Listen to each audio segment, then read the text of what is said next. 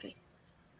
Buen día, bienvenidos al aula virtual 3 de la Universidad Internacional de Andalucía, sede de la quinta edición del Congreso de la Asociación Regional para América Latina y el Caribe de la Sociedad Internacional de Musicología.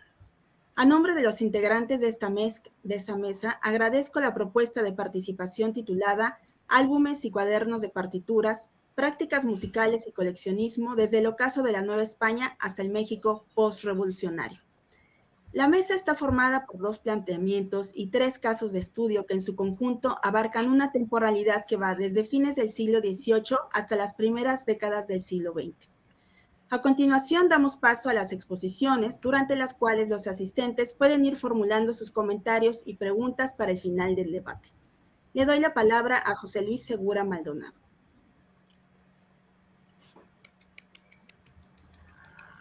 Muchas gracias, Alejandra. Buenos días a todos. Buenas tardes en España. Voy a compartir mi presentación. Un momento.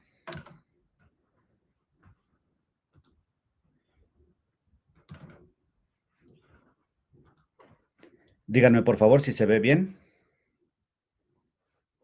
Sí, perfecto. Perfecto. Muchas gracias. Pues bueno, esta es la portada de nuestra mesa, pero específicamente yo les voy a contar la edición musical manuscrita como vehículo de transmisión para el repertorio vocal e instrumental en la Iberoamérica Ilustrada. La música es un arte esencialmente intangible que se materializa en sonido cuando se ejecuta, pero que después del último compás se esconde en el silencio hasta que renace en un nuevo atril, en unas nuevas cuerdas, en nuevas manos, en una nueva voz. Por lo tanto, el ser humano ha tenido que valerse históricamente de diversos medios para facilitar su transmisión y sobre todo para asegurar su permanencia.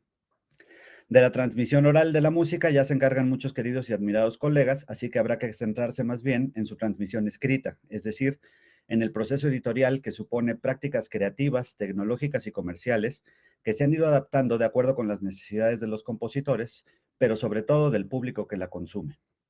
Específicamente, hoy voy a referirme a la edición musical manuscrita, que puede definirse como la copia de música realizada por amanuenses especializados, ya fuera por encargo del compositor que buscaba difundir su trabajo, o por pedido de un músico diletante que quería poner en su atril la música de moda.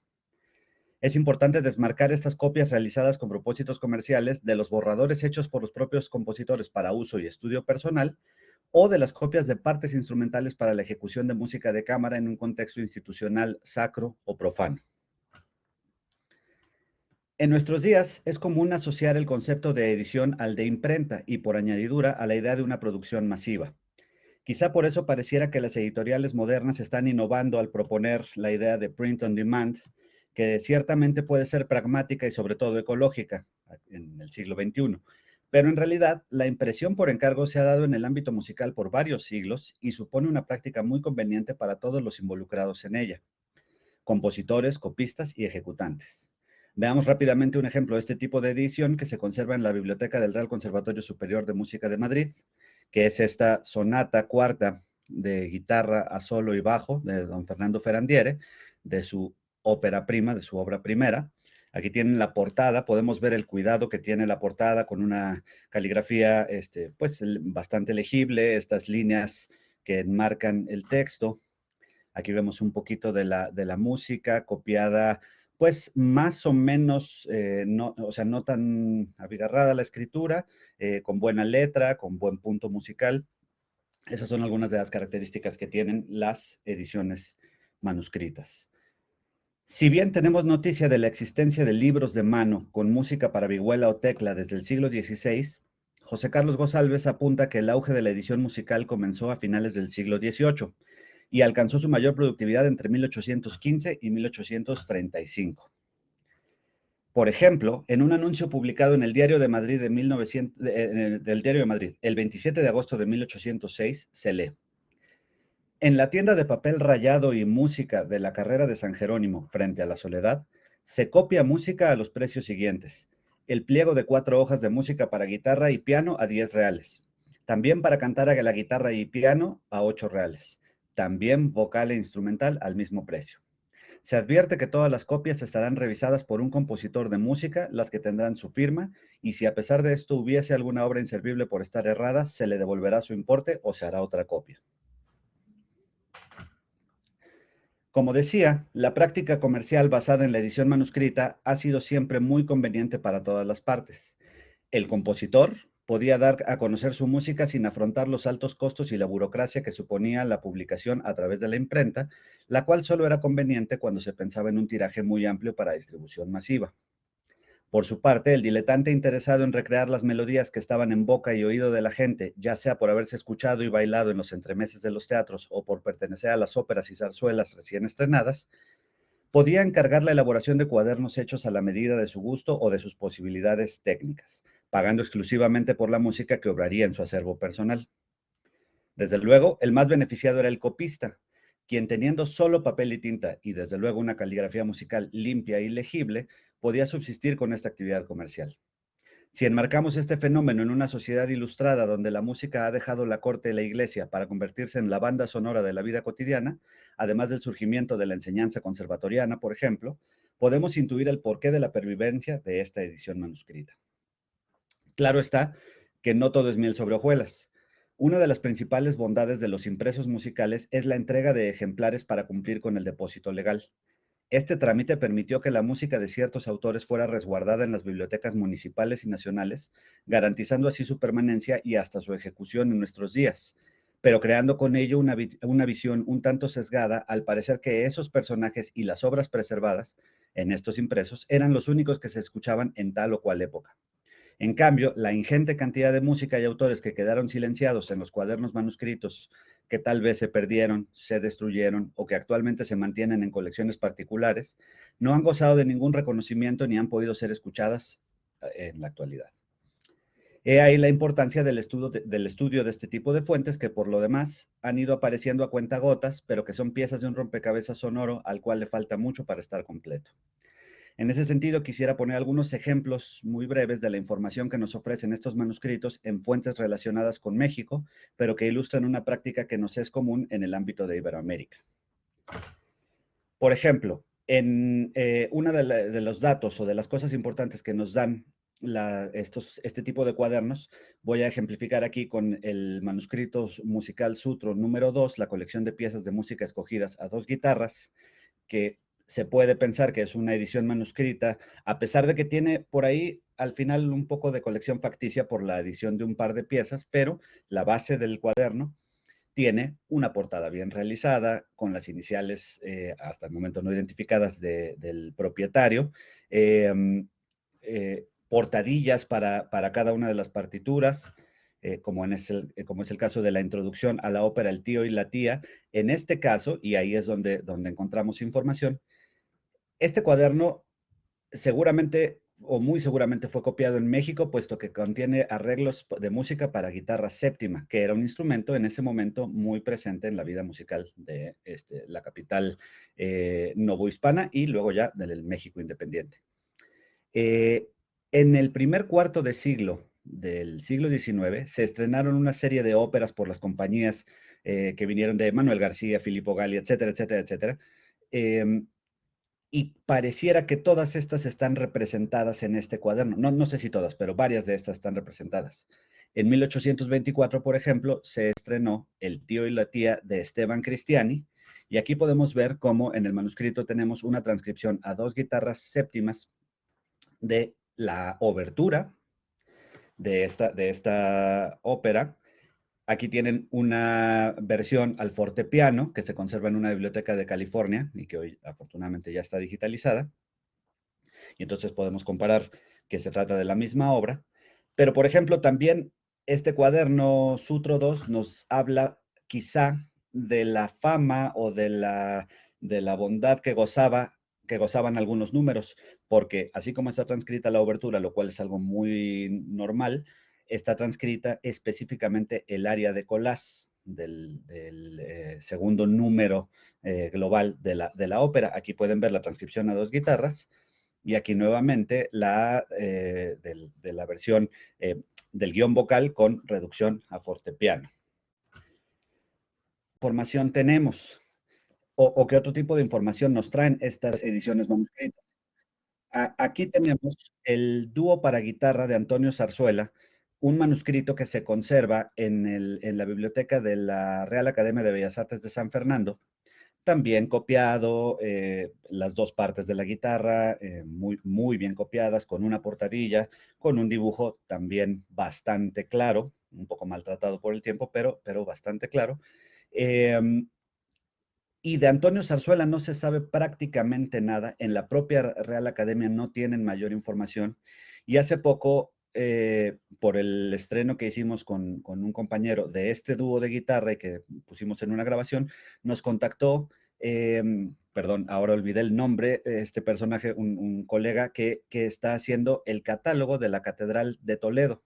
Y resulta que en la Catedral de Toledo, en varias actas de Cabildo, se menciona a Antonio Zarzuela, que de hecho era cornista y que por ahí optó por el magisterio, en fin, hay documentación referente a él. Y no había más información de Antonio Zarzuela y ahora sorprende que encontremos música para guitarra escrita por un cornista que pertenecía a los ministriles de la Catedral de Toledo. Entonces, es parte de esta información que comienza a circular. Por otra parte, aquí tenemos el índice del cuaderno Sutro número 5, que tiene música para guitarra de finales del siglo XVIII, y podemos ver en el índice que hay contradanzas, valses, rigodones, zapateados, boleras, polacas, sonatinas, en fin.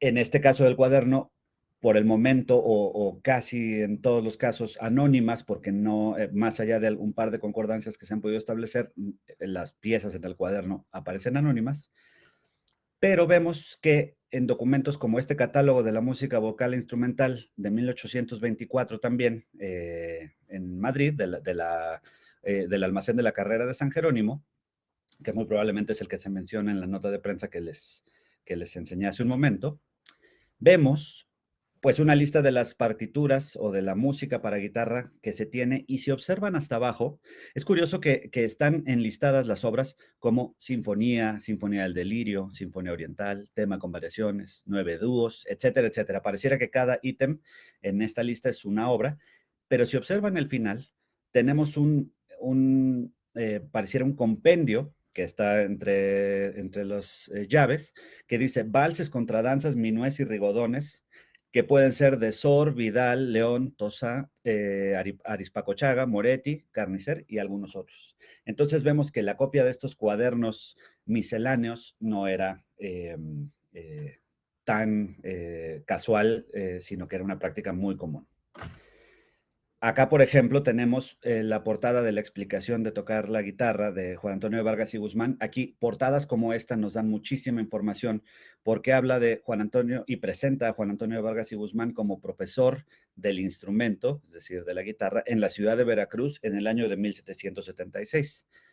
Mucha gente sabe que existe un ejemplar muy parecido, solo que fechado en 1773 y localizado en Cádiz, que se supone que era el lugar donde residía previamente a Veracruz Juan Antonio de Vargas y Guzmán.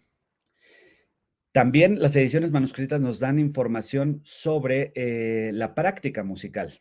Aquí estamos viendo una polaca de guitarra sola que se conserva en el Arte de tocar la guitarra española de Fernando Ferrandiere, publicado en 1799 y reimpreso en 1816. Como pueden ver, tenemos una pieza digamos, una melodía por terceras en 16avos, no muy rápida,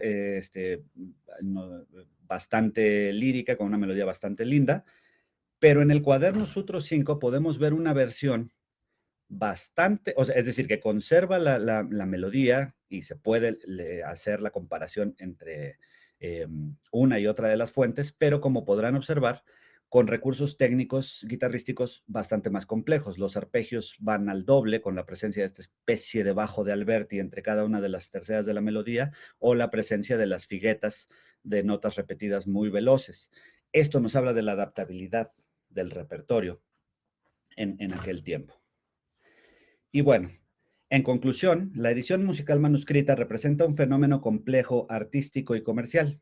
A partir de los ejemplos revisados, podemos darnos cuenta que su estudio requiere de una visión integral donde el análisis musical y el recuento biográfico de los compositores esté enriquecido por reflexiones desde la coreología, la literatura y hasta la teoría de la recepción, con la intención de delinear el contexto en que se ejecutaba y se escuchaba esta música, pero también por herramientas de la documentación musical como la codicología, la rastrografía y la paleografía, para fijar de mejor manera las coordenadas donde se sitúan estas fuentes que no siempre están bien identificadas de origen y para garantizar un registro adecuado que las mantenga accesibles.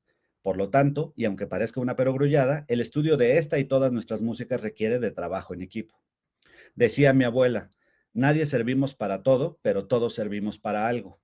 Así que deberá ser un conjunto de profesionales de diversas áreas el que pueda ir dando respuesta a las interrogantes que aún quedan o resolviendo las tareas pendientes con miras a la ubicación, descripción, conservación, preservación y difusión de la música que contienen estas ediciones manuscritas.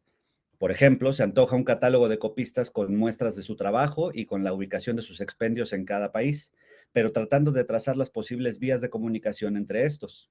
Además, la edición moderna y la consecuente ejecución de la mayor cantidad de esta música para el establecimiento de concordancias y sobre todo para devolverle su cualidad principal, el sonido. Herramientas de consulta actualizadas para los repositorios donde se conservan estos cuadernos y una digitalización responsable que evite el deterioro de los objetos.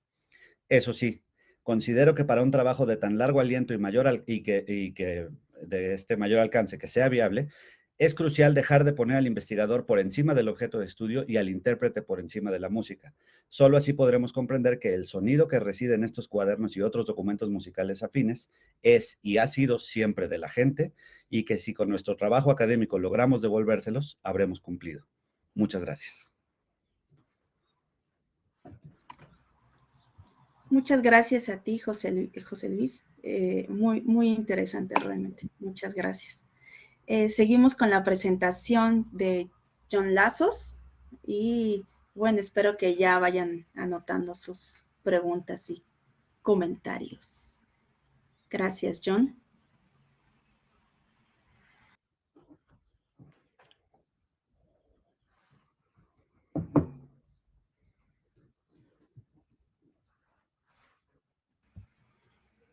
Buenos días. ¿Me escuchan? Perfectamente. Bien, bien. Gracias, Alejandra. Estamos ¿Pueden ver mi listos y presentación en pantalla? Tu presentación, se ve tu presentación. Qué bueno, gracias. Comienzo. Desde el siglo XVI, nuestro paisaje urbano fue trazado gracias a la implantación y el asentamiento de la Iglesia Católica.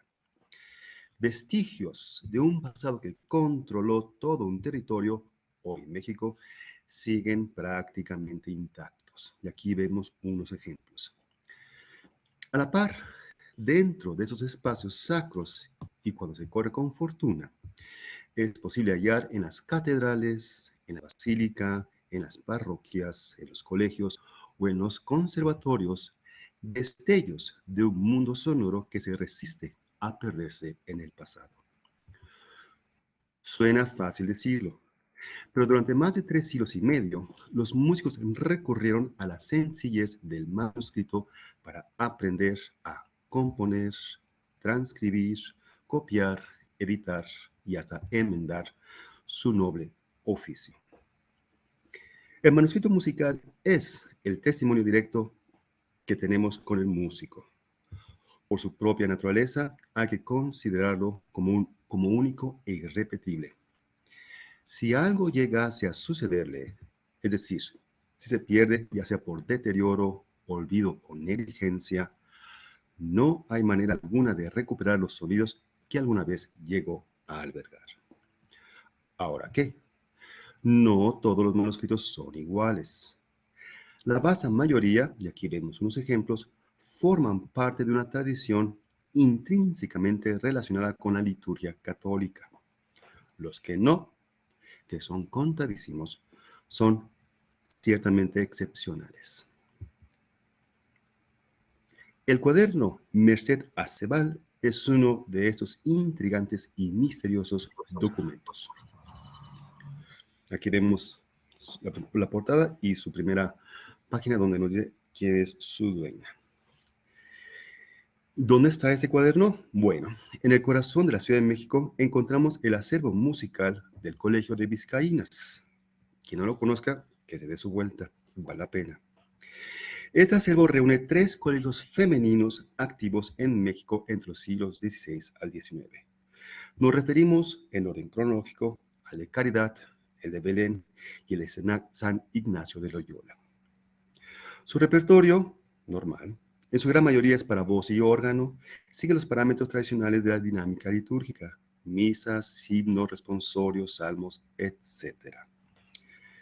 Pero, al lado del Merced Acebal, tenemos esos dos ejemplos, el Guadalupe Miner y el Mariana Vázquez. Esos dos últimos ya descritos por Jesús Herrera, quien es uno de los compañeros de esta mesa. Y aquí tenemos el Merced Acebal. Por supuesto, el acercamiento a esos 3 cuadernos solo demuestra lo ajeno y remoto que nos es todavía la práctica musical del México independiente. Por ello, estos cuadernos contrastan con todos los demás manuscritos por el hecho de oponerse a la jerarquía del mundo religioso masculino que dominó en sus días. Ese mundo que encontraba la permanencia en la repetición de su rito, en la perpetuidad de sus formas. Estos 3 cuadernos, por otro lado, se nos presentan como una oportunidad para hablar primero de las preferencias y los cambios de estilos musicales y, segundo, de las prácticas y los usos de la individualidad femenina, la de Mariana, la de Guadalupe y la de Mercedes. Mujeres que, quiero entender, hacían en principio música por el puro placer de sus distintivos y eclécticos repertorios, que consideraron esencial dejar en claro quién era la dueña del cuaderno antes de identificar la autoría de las obras mismas. Fue apenas en el año 2006 cuando Enrique Salmerón dedicó su tesis de maestría al cuaderno en cuestión, Merced Acebal. En su tesis, él confirma a María de las Mercedes Acebal Urbina como la dueña de dicho cuaderno. Las pruebas son circunstanciales. Según nos cuenta Salmerón, María de las Mercedes Acebal, originaria de Cuba, llegó a la Ciudad de México en 1823 para contraer matrimonio con un francés. No se sabe cuánto tiempo más permaneció en esa ciudad, pero sí que fallecería en París, Francia, en 1873. Entre las varias interrogantes que nos enfrentamos está la ausencia de fuentes que confirmen la relación entre María de Mercedes Acebal con el cuaderno, como también su relación con el Colegio de Vizcaínas. Es decir, ¿por qué un archivo alberga tan significado manuscrito? Pero vayamos conociendo mejor su contenido. El cuaderno de Mercedes Acebal es una colección de 10 obras para piano solo y voz y piano. Solo 2 célebres compositores están claramente identificados en 3 de las obras que se encuentran en el documento: Giacomo Rossini y Manuel Corral. Aunque los arreglos de la obertura El Tancredo y la italiana en Argelia demuestran una vez más la conocida influencia de la ópera italiana en el incipiente México independiente y que tanto permearía en las siguientes décadas del siglo XIX, es evidente para Salmerón que la obra más importante en ese cuaderno sea la sonata con acompañamiento para violín o violonchelo ad libitum. Acotación al margen. Más que sonata, esta obra es un tema con sus 6 variaciones. Y no es para menos. La conclusión se sigue por la reconocida trayectoria e influencia que tuvo el distinguido músico español en México, precisamente en las primeras décadas del XIX, tiempos previos a la consumación de la independencia. Demostrada esta importancia, y por si fuera poco, el mismo archivo histórico del Colegio de Vizcaínas contiene una copia de la sonata de Corral, aunque intitulada correctamente en ese caso como 6 variaciones para el fortepiano, y en que resalta el nombre de otro reconocido músico, y cito, para el uso del señor Don Manuel Izquierdo, México. En la parte superior de la izquierda, su innegable procedencia, comunidad. refiriéndose en ese caso al Colegio de Belén, uno de los 3 colegios que conforman el archivo hoy en día de Vizcaínas. Así que tenemos 2 copias de una misma pieza en un solo archivo, algo que no se da todos los días. Pero, ¿y de las restantes 7 obras del Merced Acebal, cuyas autorías no habían sido hasta entonces identificadas? ¿No sería interesante conocer el nombre o los nombres de estas restantes obras para tener una visión más completa de su contenido musical?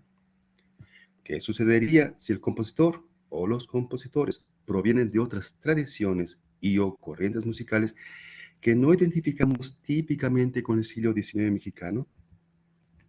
En este caso, las bases de datos son fundamentales para cotejar y confirmar los nombres de los autores.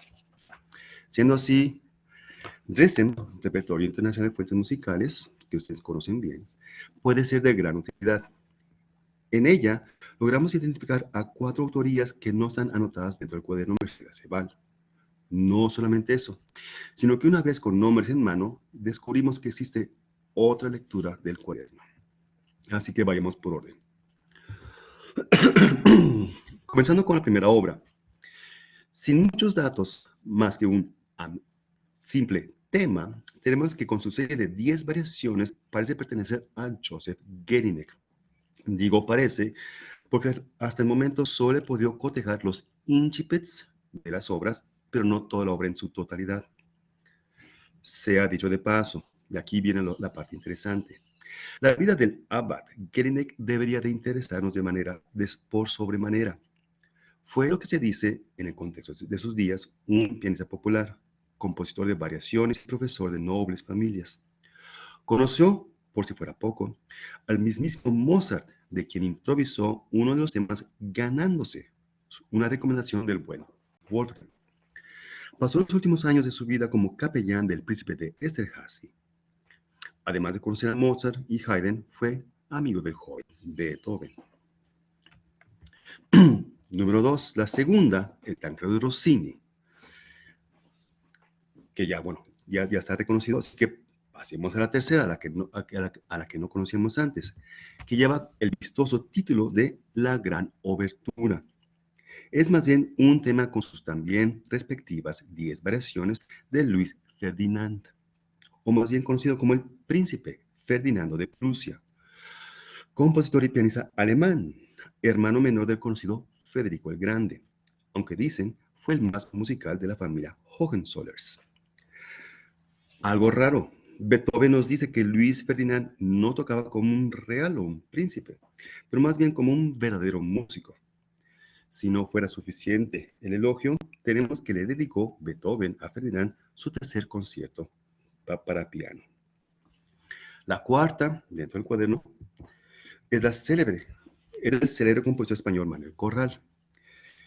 Quinta, también de Rossini, la italiana Argelia. Al que le siguen en sexto orden una colección de 3 valses cortos, de los cuales no he podido cotejar autoría hasta el momento. Ahora bien, el nombre de vals parece quedar grande, ya que parecen más bien simples minuetos. Así que si continuamos con la séptima, también sin título, es una serie de variaciones de la ópera alemana Die Schweizer Familie, básicamente traducido como La familia suiza de Joseph Weigl, compositor y director de orquestas cuyo talento fueron rápidamente reconocidos en Viena. Será coincidencia, pero como con los otros músicos que recién acabamos de mencionar, Weigl también estuvo en contacto con Mozart, a quien acompañaría en el fortepiano y, y además escribió óperas en Italia. Además de escribir óperas en italiano, también escribió en alemán el típico Singspiegel, cuyo ejemplo quedó plasmado en el cuadro de Merced Acebal. Continuando con la octava, que es un aria a 2 voces y piano intitulada Chi vive amante sai che delira, traducido como Quien vive enamorado sabe que delira, de Felipe Blangini, o mejor conocido como Giuseppe Marco Maria Felipe Blangini, compositor y cantante francés, quien escribió cerca de 30 óperas, música religiosa, romanzas nocturnos y varias chansonetas. Pasó gran parte de su vida musical en Múnich, Kassel en Alemania, para terminar regresando a París. De la octava y novena, boleras y vals respectivamente, también quedamos a deber autorías. A manera de conclusión, que no nos engañe el descuido de sus manos, la pobre caligrafía, la falta de información. El cuaderno Merced Acebal es mucho más complejo de lo que parece hacer a simple vista. Si la ausencia de nombres de los compositores en 7 de sus 10 obras pareciera una desatención, es porque el peso del cuaderno radica precisamente en el complejo armado de su contenido musical y no en el reconocimiento de sus autores. Los 4 compositores aquí mencionados, Jelinek, Ferdinand, Weigl y Blangini, son, por cierto, la parte más sustancial del cuaderno, ofrecen ciertamente una versión renovada de su contenido musical. Parece ser sensato pensar que su recopilación haya sido enteramente en Europa, aunque seguimos sin saber cómo fue que terminó en el Colgaínas. Por lo mismo, se antoja difícil que Mercedes de María Acebal haya sido alumna de alguno de los colegios femeninos activos en México. Es más, me atrevería a sugerir que el cuaderno Mercedes Acebal fue producido en las primeras 2 décadas del siglo XIX y que este fue un regalo, o tal vez una donación, hecho durante los primeros años del periodo independiente. Preguntas sobran, pero música tenemos. Gracias.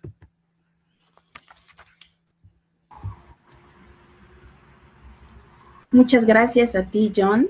Realmente, pues, muy impactante realmente, y se antojan esos trabajos conjuntos, ¿no? Quizá entre tú y José Luis, ¿no? Yo veo por ahí una línea que podrían ir trabajando. Bueno, muchas más, pero sin duda, Gracias. muchas gracias. A ti, Alejandra. Como estaban viendo nuestros asistentes, estamos realizando un recorrido entre estos manuscritos, final del siglo XVIII, transición al siglo XIX, ¿no? Que en México son álgidos y en otros países de Latinoamérica por los movimientos independentistas, y vemos cómo la música se va colando entre todo ello, ¿no? La música sigue presente. Ahora vamos a ir avanzando en nuestro recorrido cronológico y le vamos a dar la palabra a Yael Vitrán, quien nos va a presentar un marco general sobre los álbumes y ya más adentrado a lo que se conoce del siglo XIX. Yael. Muchas gracias, Alejandra. Gracias. Voy a compartir mi PowerPoint.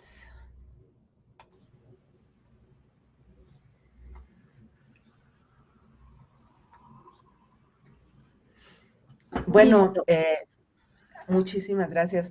Ya lo mencionaba Alejandra, nuestra mesa sobre álbumes, partimos de los manuscritos y ahora ya mi ponencia, que es justo la de en medio de la mesa, vamos a llegar a los impresos y a prácticas de coleccionismo de distintas personas. Yo, por mi parte, pues, hablaré sobre algunas consideraciones generales sobre esta práctica tan extendida, tanto en América Latina como en el resto del mundo occidental, de forjar álbumes de partituras por parte de las mujeres.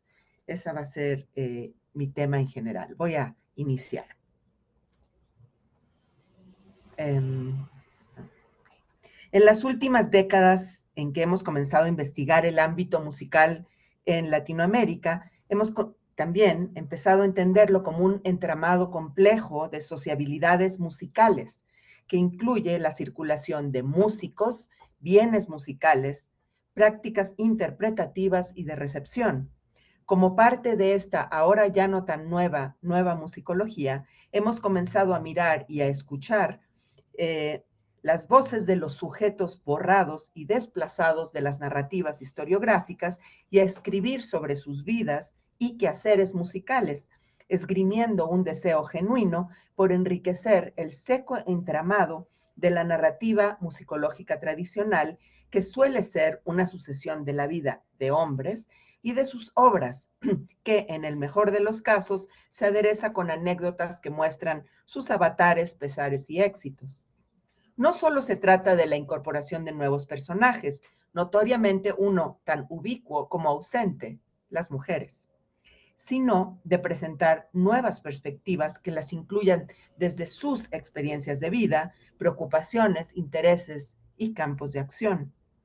De nada sirve parchar los libros de historia, incluyendo a las mujeres y otros sujetos acallados por la opresión patriarcal blanca, si no deconstruimos y reconstruimos la narrativa con ópticas que les quiten su carácter de comparsa y nos permitan escuchar y ver sus quehaceres y sus preocupaciones musicales.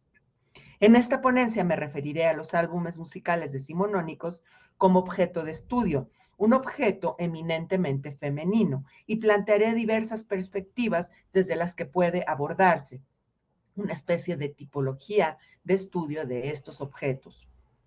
Los álbumes formaron parte de una economía musical cuyo motor principal eran las mujeres, sobre todo aquellas de las clases acomodadas, que a través de diversas prácticas consumían productos musicales en sus múltiples formas: entradas al teatro, enseres para la práctica de música doméstica, que incluían, entre otros, instrumentos de teclado notablemente, pero no únicamente, papel pautado y, por supuesto, partituras impresas. También consumían educación musical, ya fuera en clases particulares o en escuelas ex professo, que en el caso mexicano comenzaron lentamente a surgir a lo largo del siglo. Una de esas prácticas vinculada estrechamente al mundo musical de las mujeres era el coleccionismo de partituras para uso doméstico, una actividad con connotaciones de género femenino que ha estado sumida en la oscuridad histórica por un doble estigma, como por el tipo de música que se encuentra en ella, música de compositores en su mayoría no canónicos, incluyendo mujeres, hecha para el consumo doméstico, ámbito profundamente despreciado por su connotación amateur y por ser una esfera femenina, de lo cual se ha cerrado históricamente el círculo perfecto de la exclusión canónica. De estas actividades dan cuenta objetos materiales, testigos del tesón y la pasión de esas mujeres y algunos hombres, álbumes encuadernados en piel y cartón, de tapa dura, de un color o variedad infinita de marmoleados, muchos de ellos a la holandesa, un término hoy olvidado que implicaba encuadernar con tapas de cartón y con un lomo en piel, con un aspecto de distintiva elegancia, y que se grababan habitualmente con letras doradas en el lomo. Estos objetos dan cuenta de factores musicales, sociales, culturales, emocionales, económicos y hasta políticos. Estudiarlos puede abrir ventanas a estos y otros aspectos del quehacer musical como práctica sociocultural y responde al imperativo de contribuir a la materialización de los sujetos silenciados de la historia, así como recuperación de patrimonio musical mayormente ignorado, música injustamente olvidada por ideas cada vez más cuestionadas de aquella musicología que mencioné anteriormente. Estos álbumes reunían partituras, ya fuera de manera casuística o planificada, con el fin de preservarlas de los estragos del tiempo. Una vez encuadernadas, las partituras adquirían una nueva vida en forma de un artefacto que iba más allá de la música que contenía. Decía mucho de la persona que lo hizo y de la familia que lo poseía. La atención académica al estudio de las partituras como soportes impresos de la música se ha centrado en los impresores y editores, en su abrumadora mayoría masculina, dejando fuera los álbumes, que representan una forma de resignificación de los impresos que es eminentemente femenina.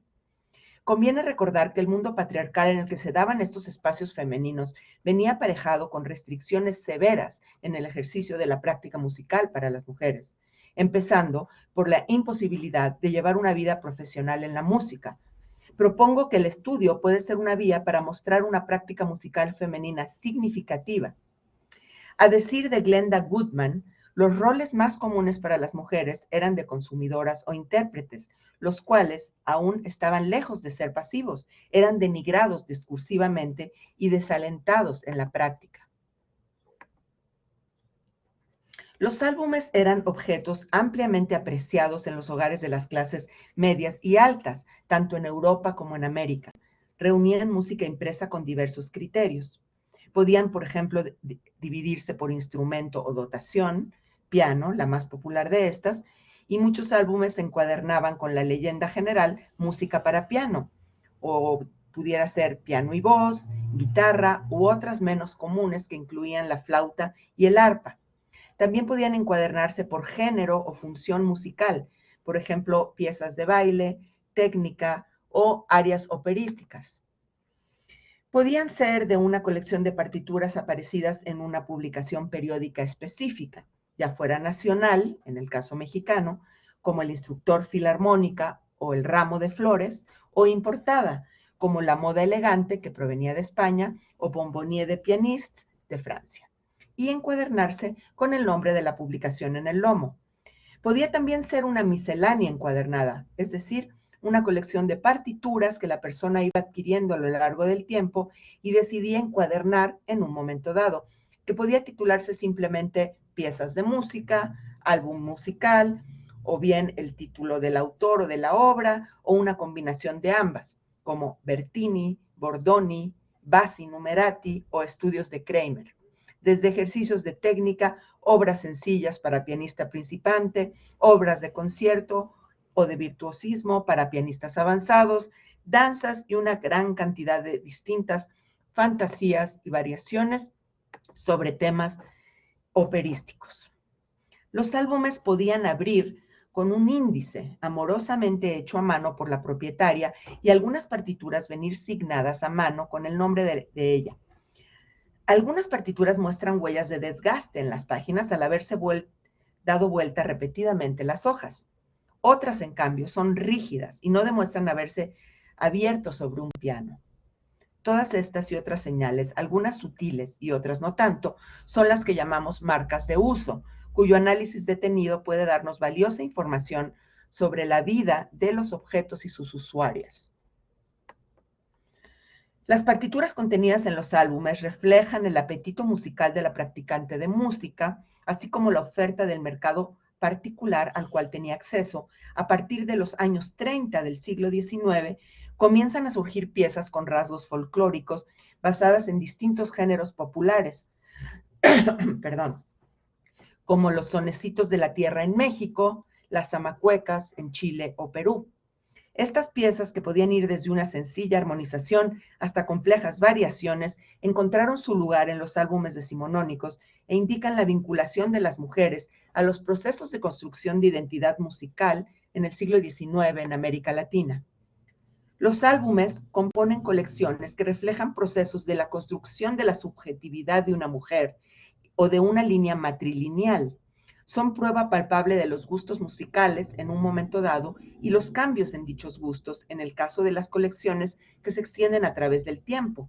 Con sus lujosos encuadernados en piel, con costillas de distintos colores y diseños grabados por sus propietarias, miembros en su mayoría de familias poseedoras de un influjo social y político en las sociedades de las que formaban parte y de una posición económica holgada. Como he mostrado en otra parte, la habilidad y conocimientos musicales eran considerados esenciales en la educación de una mujer de las clases acomodadas de la época, siempre y cuando no fueran excesivos o de una excesiva ambición al grado de descuidar sus actividades domésticas. El fomento de la música en las señoritas se constituía en un verdadero motor de la economía musical, que incluía la contratación de profesores, ya fuera a domicilio o como parte de una institución. Ya vimos también la compra de enseres, entradas al teatro, etc. En una época en que aún no existía la radio y las grabaciones, una forma de recuperar y recrear la emoción de la experiencia musical del teatro era a través de hacerlo una misma en la privacidad de su hogar por medio de partituras que capturaran los ecos de aquellos espectáculos, lo cual sabían muy bien los impresores y editores de música que alimentaban el lucrativo mercado musical.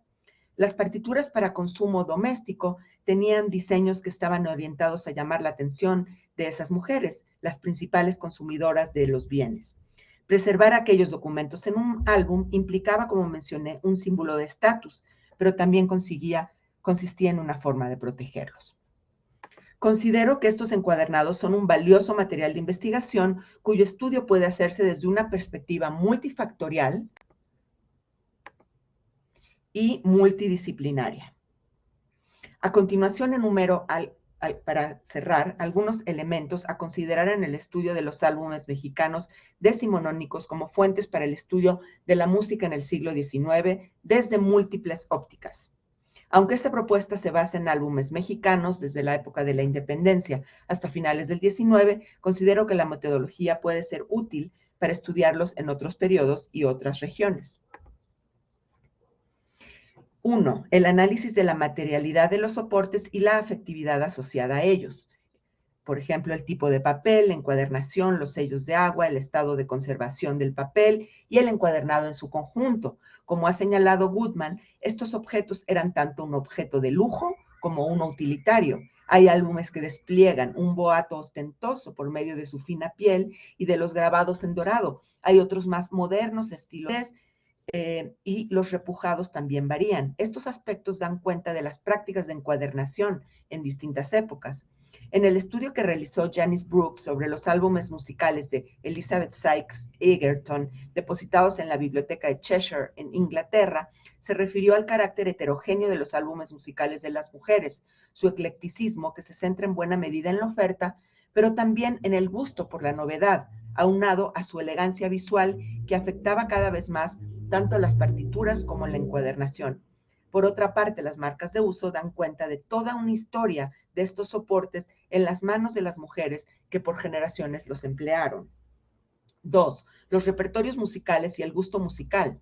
¿Qué autores, qué estilos, qué géneros están presentes en un álbum o colección de álbumes determinada? Se pueden emplear distintas técnicas para adaptarse a la elaboración de un álbum y relacionarlo con el anterior. 3. Las modas y los hábitos de consumo de las mujeres de la época. Relacionado al punto anterior, en los álbumes quedaron plasmadas las modas musicales del momento, incluyendo el gusto de las consumidoras. También conviene notar el orden en que se encuadernaron las partituras y las marcas de uso o la falta de marcas de uso en las mismas. Brooks sugiere que las anotaciones reflejan la especialización o sofisticación de las consumidoras de partituras, a lo cual ella llama inteligencia musical. Y yo he hablado de los modos de sociabilidad musical en el ámbito doméstico que han quedado profundamente retratados en la literatura de la época, entre los cuales se destaca la convivencia, cortejo y el placer de interacción entre jóvenes de ambos sexos. 4. El mundo musical femenino, una óptica desde el ámbito de la musicología de género. Los álbumes son un bien musical esencialmente femenino, señal de lo que podríamos denominar una línea matrilineal musical.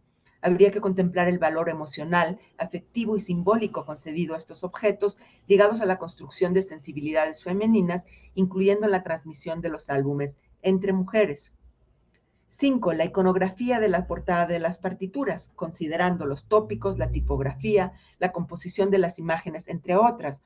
Las portadas pueden reflejar ideas y roles de géneros, masculino y femenino, ideas sobre patriotismo y construcción de identidad a través de la representación del paisaje local o de símbolos nacionales, o bien la idealización del paisaje europeo, además de reflejar tópicos relevantes para las consumidoras de las partituras, como la religión, el amor romántico, la amistad, los bailes, etcétera, así como asociados a corrientes artísticas como el Art Deco o el Art Nouveau. 6. Los aspectos relacionados a la edición e impresión de partituras. ¿Qué criterios editoriales empleaban en la edición y formación de partituras para consumo doméstico y qué cambios se dieron en el tiempo? ¿De qué casas impresoras son las piezas contenidas en un álbum? ¿Fueron vendidas en repertorios locales? ¿Fueron importadas o traídas de Europa o Estados Unidos directamente para las consumidoras? Como ha revelado el estudio de Luisa Aguilar Ruz, para 1860 ya existían más de 40 establecimientos en las que se imprimían y comercializaban partituras en la Ciudad de México, número nada despreciable considerando que la población de la ciudad rondaba en los 200,000 habitantes. 7. El comercio de partituras, tanto a nivel local como en el de los circuitos comerciales, de Europa a Latinoamérica, de Estados Unidos a Latinoamérica, etc. En la primera mitad del siglo era frecuente que las partituras se vendieran en locales no especializados y que comercializaban otros productos como mercería. Las partituras eran editadas localmente, pero en su mayoría provenían de fuera. Las consumidoras solían esperar semanas o meses la llegada de repertorio, cuyos precios variaban. Pueden analizarse también los sellos de los importadores y distribuidores locales que dan pistas sobre la ruta que la partitura atravesó para llegar a su destinataria final. Aún falta todo por investigar respecto a la circulación de música en general y las colecciones de álbumes en particular en entidades fuera de la Ciudad de México, lo cual ya se ha hecho en otros países como Inglaterra, Francia o Estados Unidos. Por último, 8. Las composiciones y el pianismo en México o en cualquier otro país de América Latina o Europa. Aunque poco frecuentes, los álbumes conformados exclusivamente por partituras de compositores locales resultan particularmente valiosos en varios aspectos. Nos permiten conocer la producción de compositores y compositoras nacionales poco conocidos o completamente desconocidos, las tendencias de composición en formatos de música doméstica, y lo cual nos brinda la posibilidad de hacer comparaciones con el resto del repertorio importado que circulaba. Asimismo, su estudio puede contribuir a la formación de observaciones sobre el pianismo nacional, incluyendo la manera en que las melodías de origen popular se abrieron camino en distintas formas pianísticas en el repertorio de salón. Muchísimas gracias.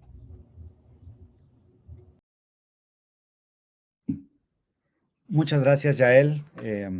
Ha sido una presentación también muy interesante, un trabajo que abre muchas puertas y justo porque comienzan este tipo de estudios y trabajos sobre los impresos y los álbums de música en México, voy a dar la palabra ahora a nuestra coordinadora de mesa, a quien aprovecho para agradecerle la convocatoria para crear este pequeño grupo y presentarnos el día de hoy, y toda su gestión y todo lo que nos ha ayudado con esta mesa y en este congreso. Alejandra Hernández Sánchez nos va a hablar un poquito de un estudio de caso o de la música que hay en la colección Martínez del Villar, pero no digo más, simplemente le cedo la palabra. Muchas gracias, Alejandra.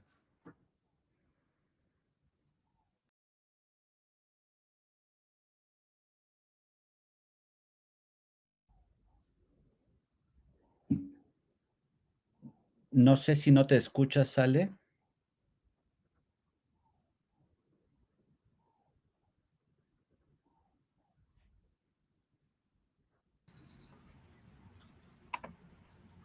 Ok, ¿me escucho? Ahora sí, ahora sí. Ok, ya estoy compartiendo. ¿Pueden ver mi PowerPoint? Sí. Ok, muchísimas gracias. Como bien menciona José Luis, esta ponencia atiende un estudio de caso. Ya él nos ha planteado una serie de interrogantes y todavía pendientes por estudiar, y es por eso que, bueno, ya desde hace un tiempo he estado abordando una colección del CENIDIM. El título de mi ponencia se titula Los álbumes de partituras de Ana Martínez del Villar y Mazón, 3 aspectos de la práctica musical desde el enfoque de la vida cotidiana.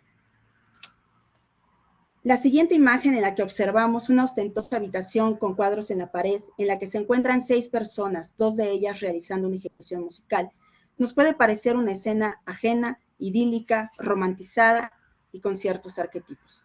Sin embargo, bien pudo ser representada por la familia Martínez del Villar y Mazón en una casa del barrio de Santiago de Tacubaya, en la Ciudad de México, a fines del siglo XIX.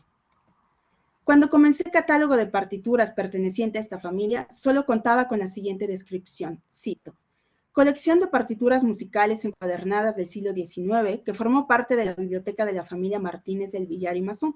Fue adquirida por el CENIDIM en el año 1995. A ello se sumaba un inventario e información sobre procesos de restauración.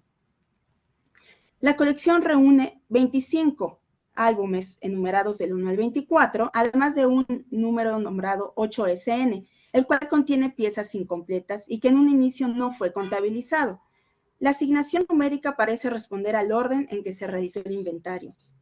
Los volúmenes, son álbumes facticios de partituras en encuadernaciones de tipo holandesa. Reúnen 663 títulos principales, entre ellos 15 métodos. El resto de las piezas corresponde a 648 partituras de diversos compositores. La dotación y los géneros se enmarcan en lo que conocemos como música de salón o música doméstica. El 99% de los ejemplares son impresos y solo encontramos 5 manuscritos. 189 piezas fueron publicadas en la Ciudad de México, seguidas de ejemplares provenientes de ciudades de América y Europa. Las fechas de publicación identificadas van de 1850 a 1909. Aunado al proceso documental, tuve el interés de saber quién fue aquella familia, de dónde eran y qué relación tuvieron con la música para adquirir este repertorio.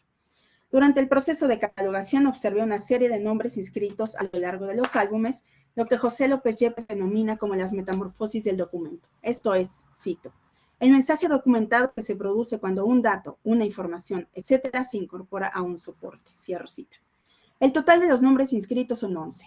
Entre ellos pude establecer la relación familiar entre Ana Martínez, Celestina Martínez Larrañaga, Luis Espinosa y Gorostiza, Amelia de Sevilla y Benjamin Barton a través de la consulta de registros de genealogía.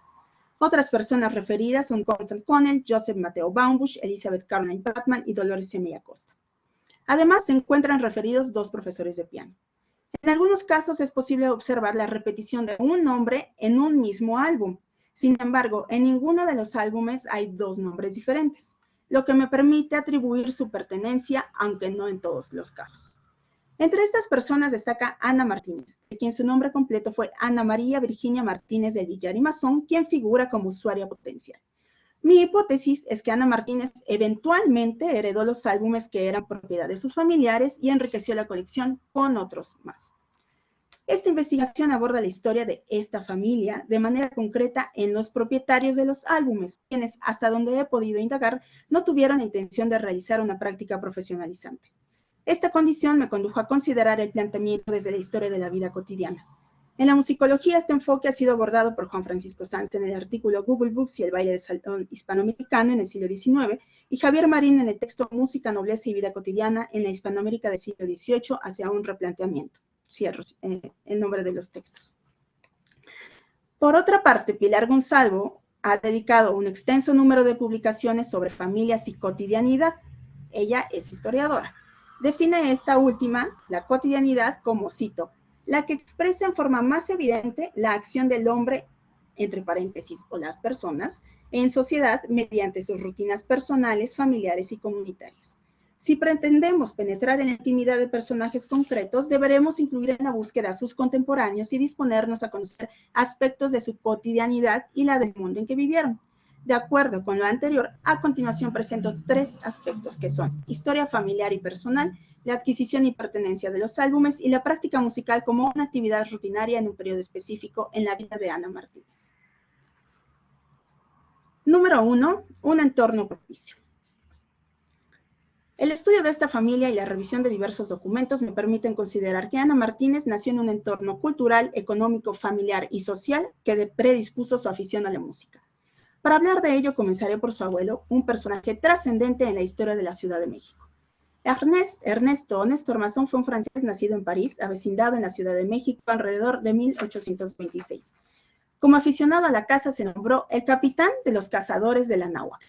Entre las actividades que desarrolló, estableció una librería en la calle de Plateros número 11 y posteriormente fue corredor de comercio. Como funcionario público, emprendió acciones en los sectores de caminos, transporte, aguas y educación que son referidas en la actualidad por diversos investigadores. Su dominio del español y su aguda pluma le valió la publicación de sus textos en los periódicos de la época, los que posteriormente fueron publicados bajo el título La olla podrida condimentada en México en 1864. Masson se casó con Ana Espinosa de los Monteros hacia 1834. Bueno, aquí hay una cuestión. Solo quiero precisar, porque en el cuadro dice 1842, porque en esa fecha se realizó el matrimonio eclesiástico. Ahí hay una cuestión, me parece, burocrática. Sin embargo, sus hijas, su primera hija nació en 1834. Sus hijas llamadas Susana, Romana y Carmen, y además tuvieron un hijo llamado Ernesto que murió siendo niño. Desconozco si entonces la familia Masson tuvo algún tipo de gusto o práctica musical. Los textos de Masson permiten saber que tenía preferencia por el ballet y gusto por bailar. El hermano de Ana, Manuel María Espinosa, fue un músico aficionado que incursionó en la composición y tocó el violonchelo, práctica que conocemos por su participación en la calenda de Nochebuena realizada en el Sagrario Metropolitano de la Catedral de México en 1840, una función muy difundida en la historiografía. En marzo de 1850, Masson, ya viudo y con 3 hijas, compró una casa en el barrio de Santiago de Tacubaya, un suburbio veraniego ubicado a poco más de 7 kilómetros al sureste de la capital. Masson contribuyó en la urbanización de esta zona, a la que posteriormente se mudaron. Carmen, la más pequeña de la familia, estudió en la Casa Francesa de Educación para Niñas. Ella destacó en las materias de historia y baile, y en una función pública, el periódico Universal resaltó: enseguida la niña Carmen Masson bailó un solo con una gracia poco común, por lo que mereció repetidos aplausos, manifestando en sus maneras y actitudes que su hábil maestro une a su enseñanza la gracia, la delicadeza y el decoro que debe guardar una niña en sociedad. Cierro cita. Hacia 1853 se integró a la familia el hijo político de Masson, según él mismo dijo, Benjamin Barton, esposo de Romana Masson, un comerciante minero inglés que se estableció en México alrededor de 1844, según las cartas de seguridad que he podido localizar, y al parecer tenía cierto gusto por la música. En 1860, Barton recibió por parte de Constant Connell un álbum con 64 partituras publicadas en Gante y Bruselas, que no fueron vendidas en México, o al menos no muestran los sellos, y que actualmente forman parte de la colección. El periodo conocido como Segundo Imperio, que inició en 1864 y finalizó en 1867 con el fusilamiento del emperador Maximiliano de Habsburgo, produjo una inestabilidad política y económica que se reflejó en las finanzas de Masson. Esta situación provocó su suicidio en 1869, hecho difundido ampliamente en la prensa. Número 2. La familia Martínez del Villar y Masson. En 1875, Carmen Masson, de 34 años, contrajo matrimonio con Luis Martínez del Villar, un médico cirujano viudo 20 años mayor que ella, de buena posición económica, con una hija de 16 años de nombre Celestina. Un año después nació Ana Martínez en la calle de Tacuba, número 10, el 21 de mayo de 1876. Para entonces, Celestina contaba con una partitura para piano de la Marcha Zaragoza firmada por el autor, el médico y compositor mexicano Aniceto Ortega, quien falleció en 1875. Dicha partitura es la que abre el álbum 4, lo cual me permite considerar que 1. A Celestina le gustaba la música, aquella pieza, o bien tocaba el piano. 2. Tuvo su propio álbum de partituras, el número 4. Y 3. Posiblemente Luis Martínez del Villar conoció a Aniceto Ortega, quienes compartían la profesión galena. De tal manera que Ana Martínez nació en un entorno cultural, económico, familiar y social, donde la música no era ajena desde el punto de vista material, al menos, por parte de ambos padres. Número 3. Los estudios de piano de Ana Martínez. Los registros de genealogía y las notas de prensa permiten establecer la cronología de vida de Ana Martínez de manera precisa, que incluyen fechas de nacimiento y muerte, el deceso de sus padres, matrimonio, cambios de domicilio, viajes, etc. El padre de Ana y Celestina falleció en 1879. Madre e hijas no quedaron abandonadas y Carmen heredó al menos 4 propiedades en la capital, que seguramente les permitieron vivir con cierta comodidad. A diferencia de los integrantes de esta parentela, que ya he mencionado con anterioridad, de la que es incierto asegurar si realizaban alguna ejecución musical, en los álbumes 1, 5, 15 y 24, Anita no solo dejó su nombre inscrito, sino un testimonio más certero sobre sus estudios, de tal manera que los álbumes permiten acercarnos a sucesos de índole privada, como fue el estudio del piano durante su niñez y adolescencia, que difícilmente podríamos conocer en registros de genealogía o hemerografía, y de los cuales me centraré en el álbum 24. El álbum 24 de esta colección es un volumen encuadernado en piel sin ningún tipo de detalle. Sus dimensiones son considerables, ya que contiene un total de 416 páginas correspondientes a 66 piezas. La mayoría de ellas fueron impresas en México, 25 son importadas y cuenta con un manuscrito. Entre todos los álbumes, la dotación es la más variada. El álbum comienza con un ejemplar del himno nacional en coedición de Manuel Rivera y Río y Heinrich Nagel, sucesores, como parte del tomo 2 del semanario La Guirnalda Musical. De acuerdo con la propuesta de Luisa Aguilar para la datación de estos impresos, el anuncio de venta del tomo 3 permite situar esta edición anterior a 1885. Esto es cuando Ana Martínez rondaba los 9 años. Como dato curioso, esta edición está en un tono y medio más arriba de la tonalidad de do mayor, está en mi bemol mayor, es decir, que es más agudo, y la nota más aguda, bueno, sí, claro, es más agudo, y la nota más alta es un sol índice 6, ¿no? Lo que a mí me hace pensar que para una niña de 9 años era bastante factible poder interpretar esta pieza, ¿no? La primera referencia del estudio de piano de Ana Martínez del Villar es la pieza 52. En la portada de la melodía Vom Herzen zum Herzen de Albert Jungmann, Anita sentó su nombre en 2 ocasiones. La primera en grafito en un trazo en letra cursiva, todavía infantil, Ana Martínez, con la fecha octubre 10, 1886, en la parte inferior. La segunda, en tinta, con una caligrafía más precisa y estilizada que dice 1891, Ana Martínez, 57. En su interior, los primeros 2 sistemas contienen acciones inscritas a lápiz, correspondientes a la mano derecha, por lo que parece que solo aprendió la melodía, omitiendo los acordes y arpegios de la mano izquierda. La pieza 46 corresponde a una fantasía en reducción para piano de la ópera Le Prophète de Meyerbeer. Esta pieza tiene las marcas en color violeta en la parte de la mano izquierda que subdividen el segundo y tercer tiempo y las fechas que van de 17 de mayo al 7 de junio de 1887, fechas en que pudo haber sido estudiada la pieza. La música en la vida de Ana no solo formó parte del espacio privado como estudiante de piano, sino en otras actividades. En mayo de 1888, Ramón Manterola, regidor de Instrucción Pública en Tacubaya, creó una sociedad de lectura para los alumnos de las escuelas de dicho municipio. Ana destacó por los progresos que realizó en las sesiones celebradas, aunque ella no figura en los registros de dichas escuelas. Cabe señalar que los registros que yo consulté son de escuelas públicas. Es posible que estudiara en una escuela privada, por lo que la cercanía familiar con la zona debió permitirle el acceso. Las sesiones se llevaban a cabo los domingos de 10 a 12 de la mañana, la cual tenía el propósito, cito, pasar un rato agradable oyendo buenas lecturas, escogidas piezas de canto o piano y graciosos coros escolares.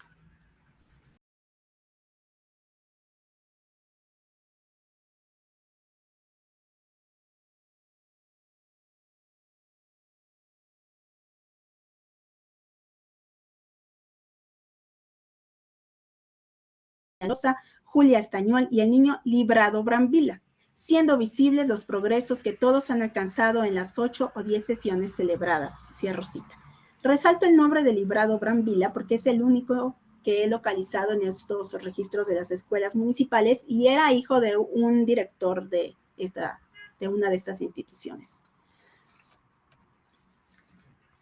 Esta actividad de las sociedades de lectura, para esta actividad, el municipio destinó 700 pesos para la compra del piano, según dice la tercera sección. El piano se depositará en la escuela de niñas número 1 al cuidado y bajo la responsabilidad de su directora y solo servirá para las fiestas cívicas o de distribución de premios, u otras que se hagan bajo los auspicios del ayuntamiento, para las sesiones de la sociedad de lectura, para el ensayo de algunos coros escolares y para el aprendizaje de los alumnos que tengan mayor aptitud para la música.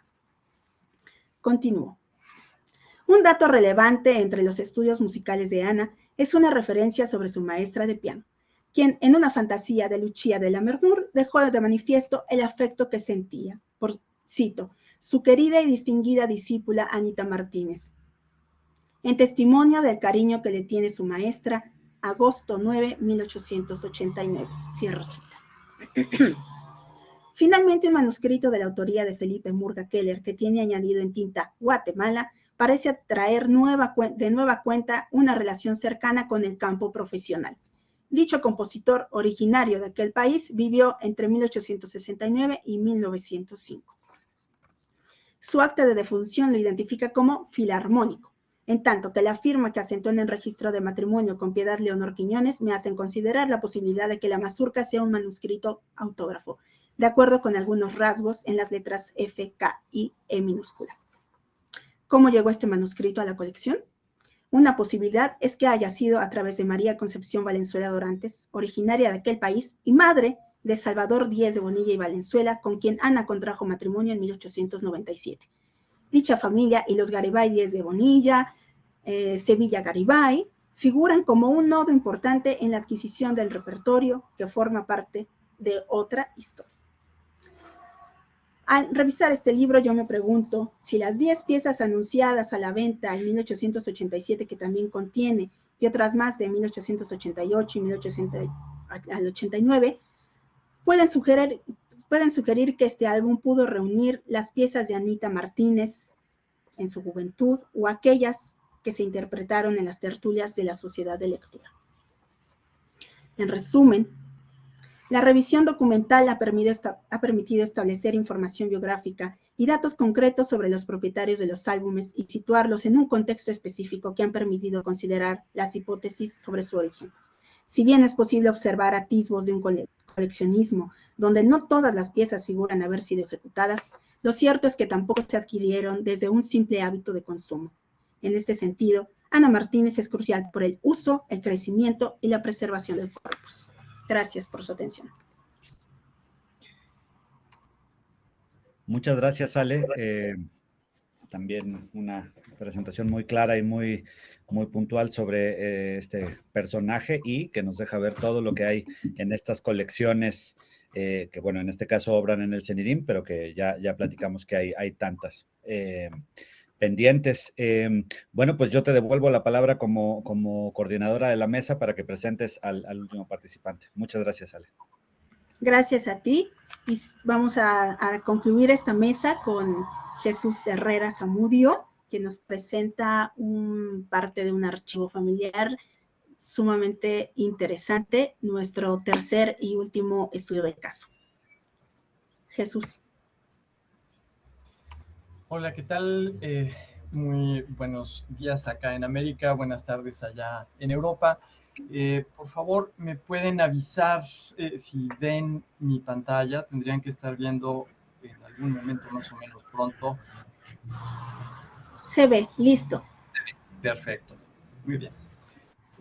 Y creo que así se va a ver mejor todavía. No veo nada, así que si se deja de ver o alguna cosa, me avisan, por favor. Claro ¿Sí? que sí, claro que sí.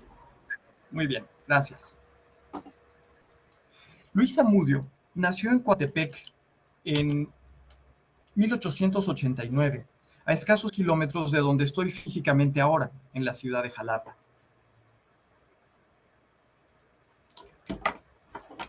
Perdón. Okay. En la ciudad de Jalapa, en México.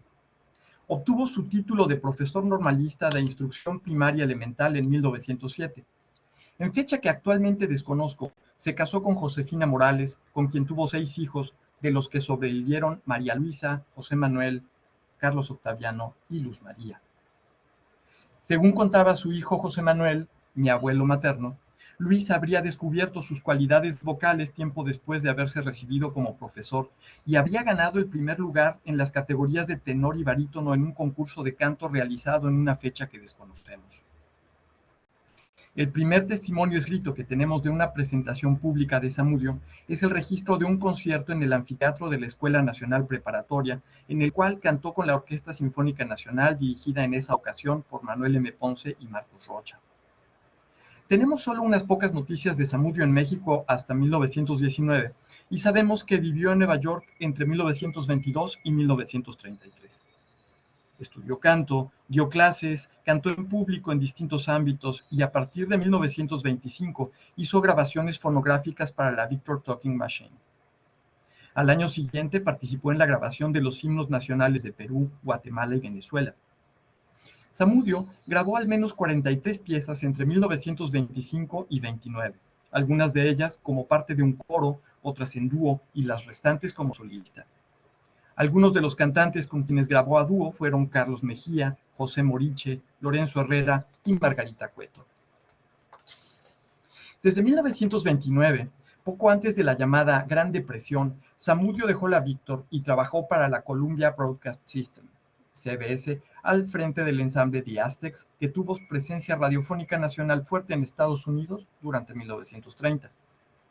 Parece ser que a raíz de problemas relacionados con el pago o no pago de impuestos en el país norteamericano, Zamudio regresó a México en 1933. A partir de allí tenemos solo unas cuantas noticias de su vida musical de regreso en su país natal, donde murió en 1950. Algunas de sus partituras se conservan en antologías encuadernadas y en este trabajo abordaré algunos puntos del estudio de ellas. En nuestro congreso participé ayer en la mesa temática 9, Vivencias y Música, los acervos musicales en posesión de particulares.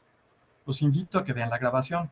Allí hablé del Fondo Zamudio, que consta de lo que ven en pantalla y algunas cosas más. Además, Emanuel Espinosa presentó un trabajo sobre la colección de canciones mexicanas de Carmen García Cornejo, que fue impresa en Estados Unidos y está en el encuadernado 1 del Fondo Zamudio. Y es uno de los 3 ejemplares que se han localizado de esta colección. El segundo está en el Conservatorio Nacional de Música en la Ciudad de México y el tercero lo tiene la Universidad, la UCLA en Estados Unidos, en Los Ángeles. García Cornejo fue una cantante que tuvo una carrera fantástica dentro y fuera de México, en América y en Europa, y que apenas se está estudiando en el primer proyecto de investigación dedicado a ella. Bueno, voy a contarles un poquito de los trabajos que he hecho, es un poco el estado del arte del asunto. Y bueno, esto fue lo primero, el primer trabajo que presenté sobre Luis Zamudio. Mi intención para este coloquio de 2019 era presentar la primera aproximación a las partituras que se conservan del archivo que nos ocupa. Pero en realidad no pude pasar mucho más de un esbozo biográfico de Luis Zamudio, y esto también a partir de que tuvimos en la familia el hallazgo de un álbum documental, el que denomino el álbum Los Aztecas, que tiene, bueno, igual ahora un poco más adelante se los muestro. Debido a la pandemia, en 2020 no pude hacer investigación ni fui a congresos, pero en 2021 salí de mi depresión académico-emocional y me animé a ir a Brasil, en modalidad virtual, por supuesto. Dado el tema del congreso, hablé sobre una imagen de Luis Zamudio y su conjunto musical The Aztecs, que apareció en abril de 1930 en la revista norteamericana What's on the Air, junto con un breve texto del grupo mexicano que se escuchaba en la cadena nacional CBS. Quiero agradecer a Paulo Kuhl y a Pablo Sotullo por su hospitalidad. Hicieron una reunión virtual muy disfrutable en este Congreso Redeem Brasil del año pasado. A la fecha pueden ver los resúmenes, los videos y los textos completos de las ponencias en el sitio web. Unos meses más tarde, quise viajar a España para participar en el Congreso Musam, pero no pude asistir de forma presencial porque para protegerme del COVID me administraron CanSino, vacuna no reconocida en la Unión Europea. Me queda pendiente el Camino de Santiago para otra ocasión, pero aprovecho para agradecer a Montserrat Capelán y Javier Marín, los directores de ese congreso.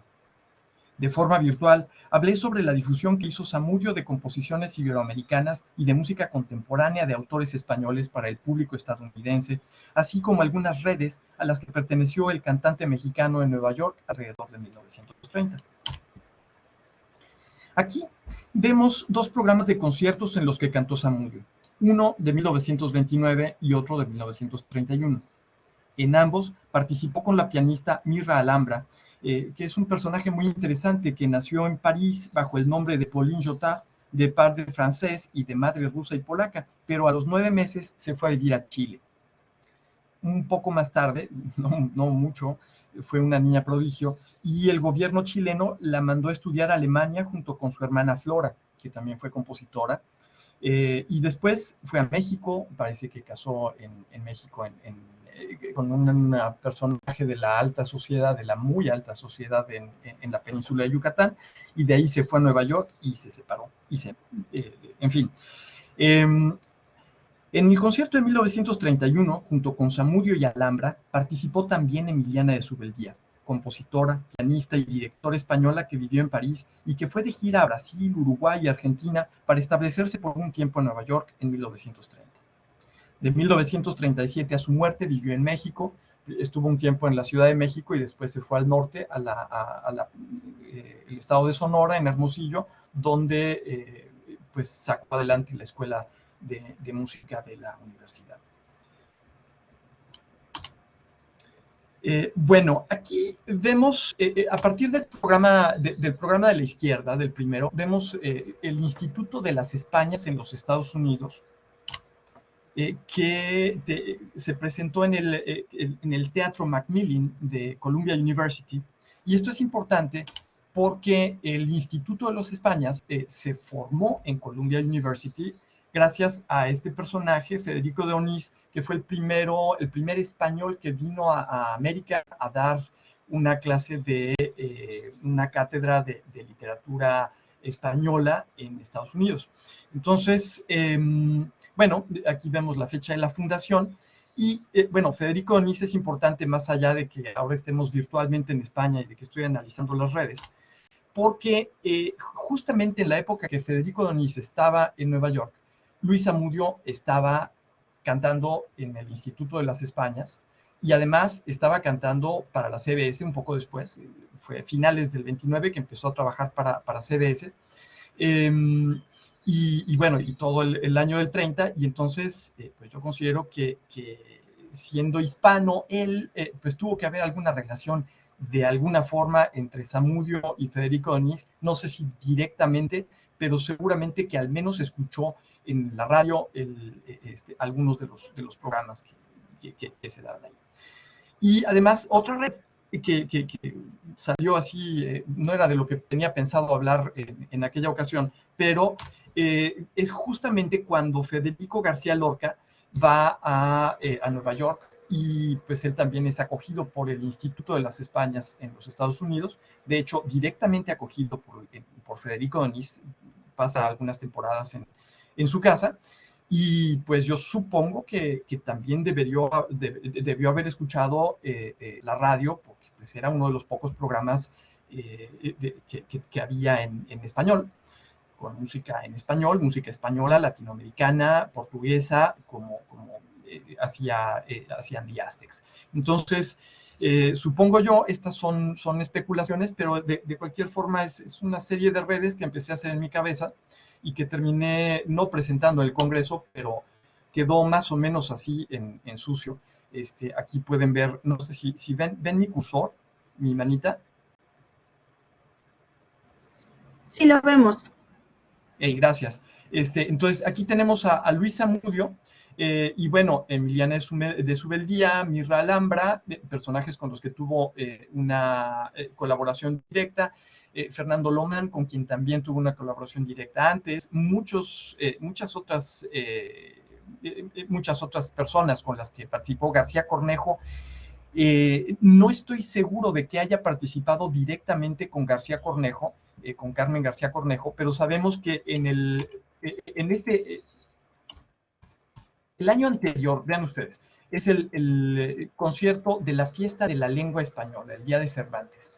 Esto se hacía cada año, y el año anterior la cantante invitada no fue Luis Zamudio, sino fue Carmen García Cornejo. Entonces no es casual que haya aparecido la colección, y además es una colección interesantísima porque puede interpretarse como una visión alternativa al proyecto de música nacionalista mexicana que está haciendo Ponce en México, pero esto fuera de México. En fin, bueno, aquí tenemos toda esta red.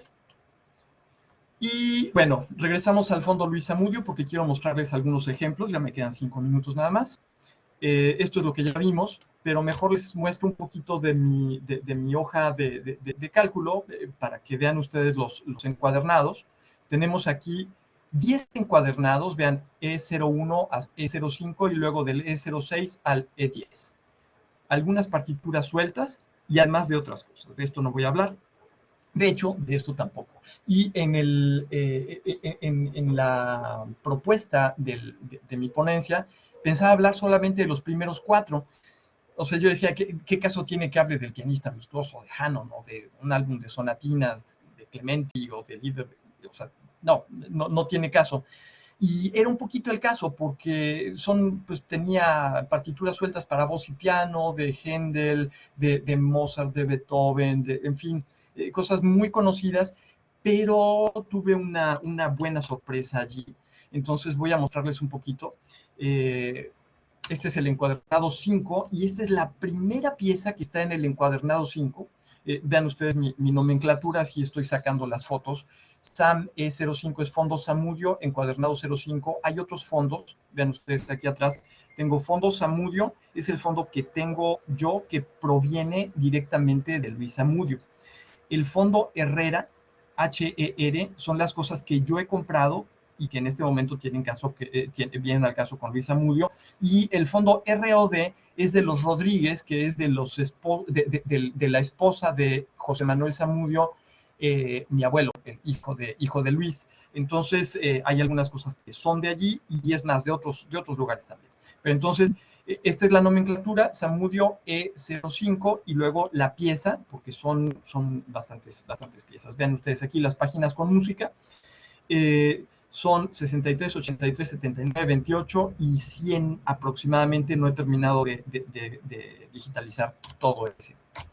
Pero bueno, vean ustedes aquí, y lo primero que me llama la atención es un sello. Tiene 2 sellos, uno que no se aprecia bien acá, este es un sello de presión, pero aquí tienen otro sello de Barcelona, Unión Musical, algo más, Barcelona, no lo identifico. Si alguien lo ve y lo conoce, le agradecería que me dijera. Y esta otra cosa, esta dedicatoria, y también si me pudieran ayudar, porque no alcanzo a leer bien, sí estoy medio ciego y ya lo hice grande y todo, pero dice, según yo, que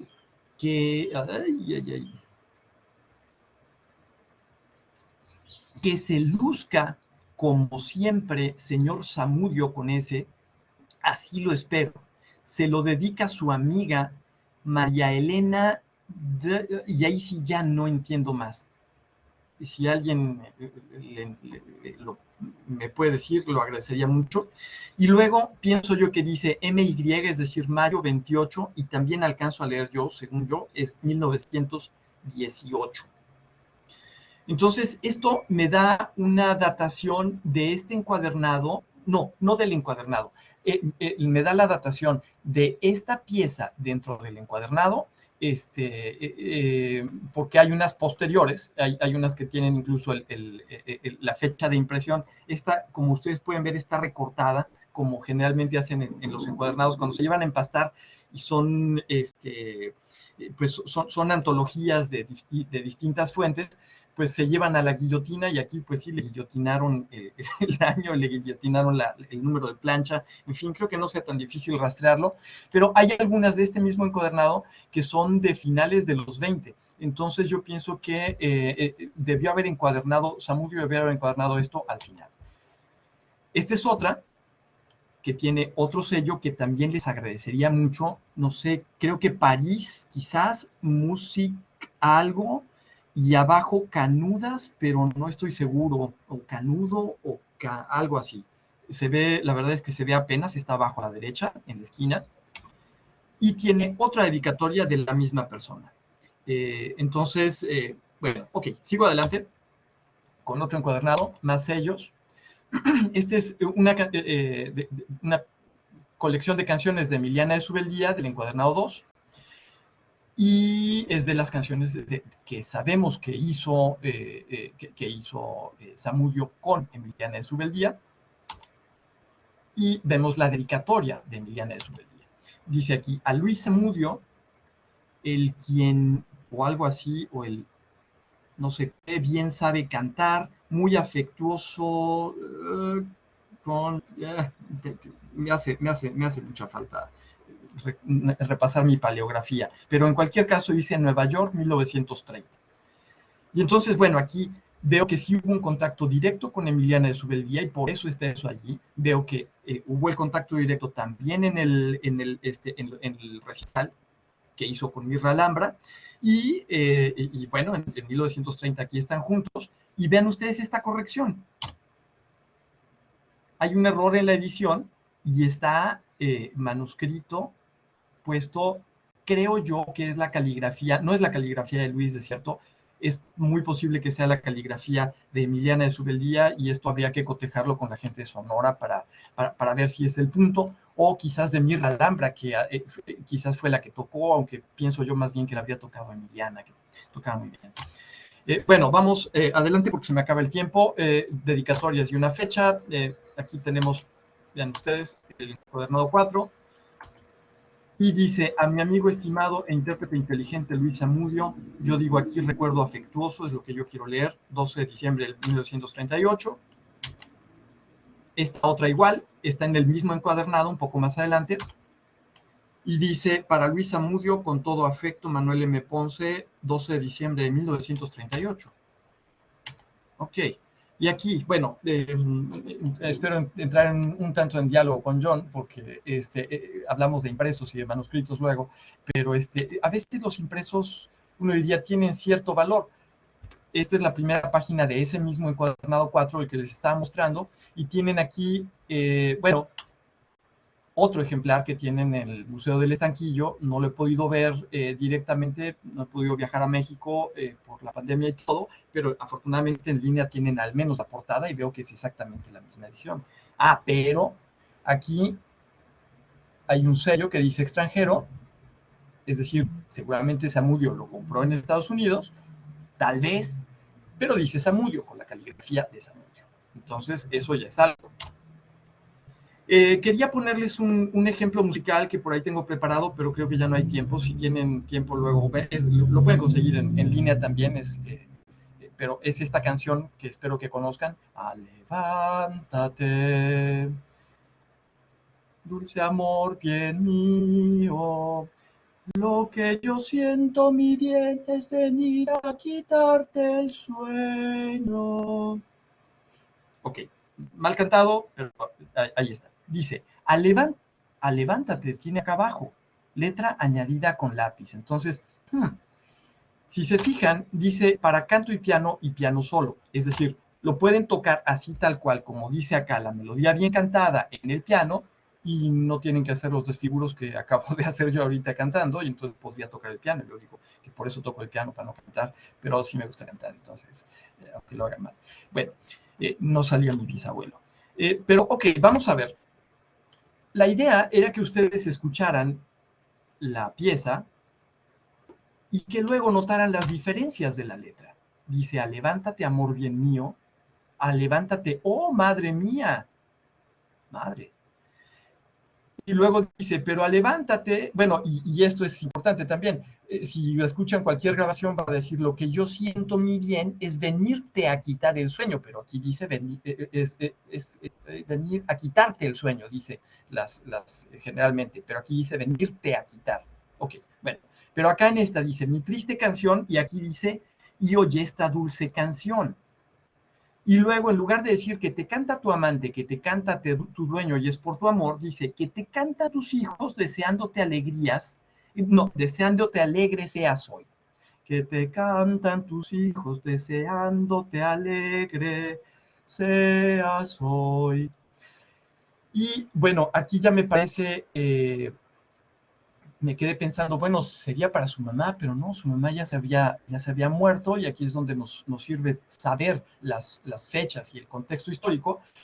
Yo digo, en el mismo encuadernado dice 12 de diciembre de 1938. Y bueno, en fin, la idea, y con esto termino, porque además ya me pasé un poquito de tiempo, disculpen ustedes, voy a dejar de compartir, no sé cómo hacerlo, pero no sé cómo dejar de compartir, si alguien me puede decir. Sale de la derecha. Ya. Ya, gracias.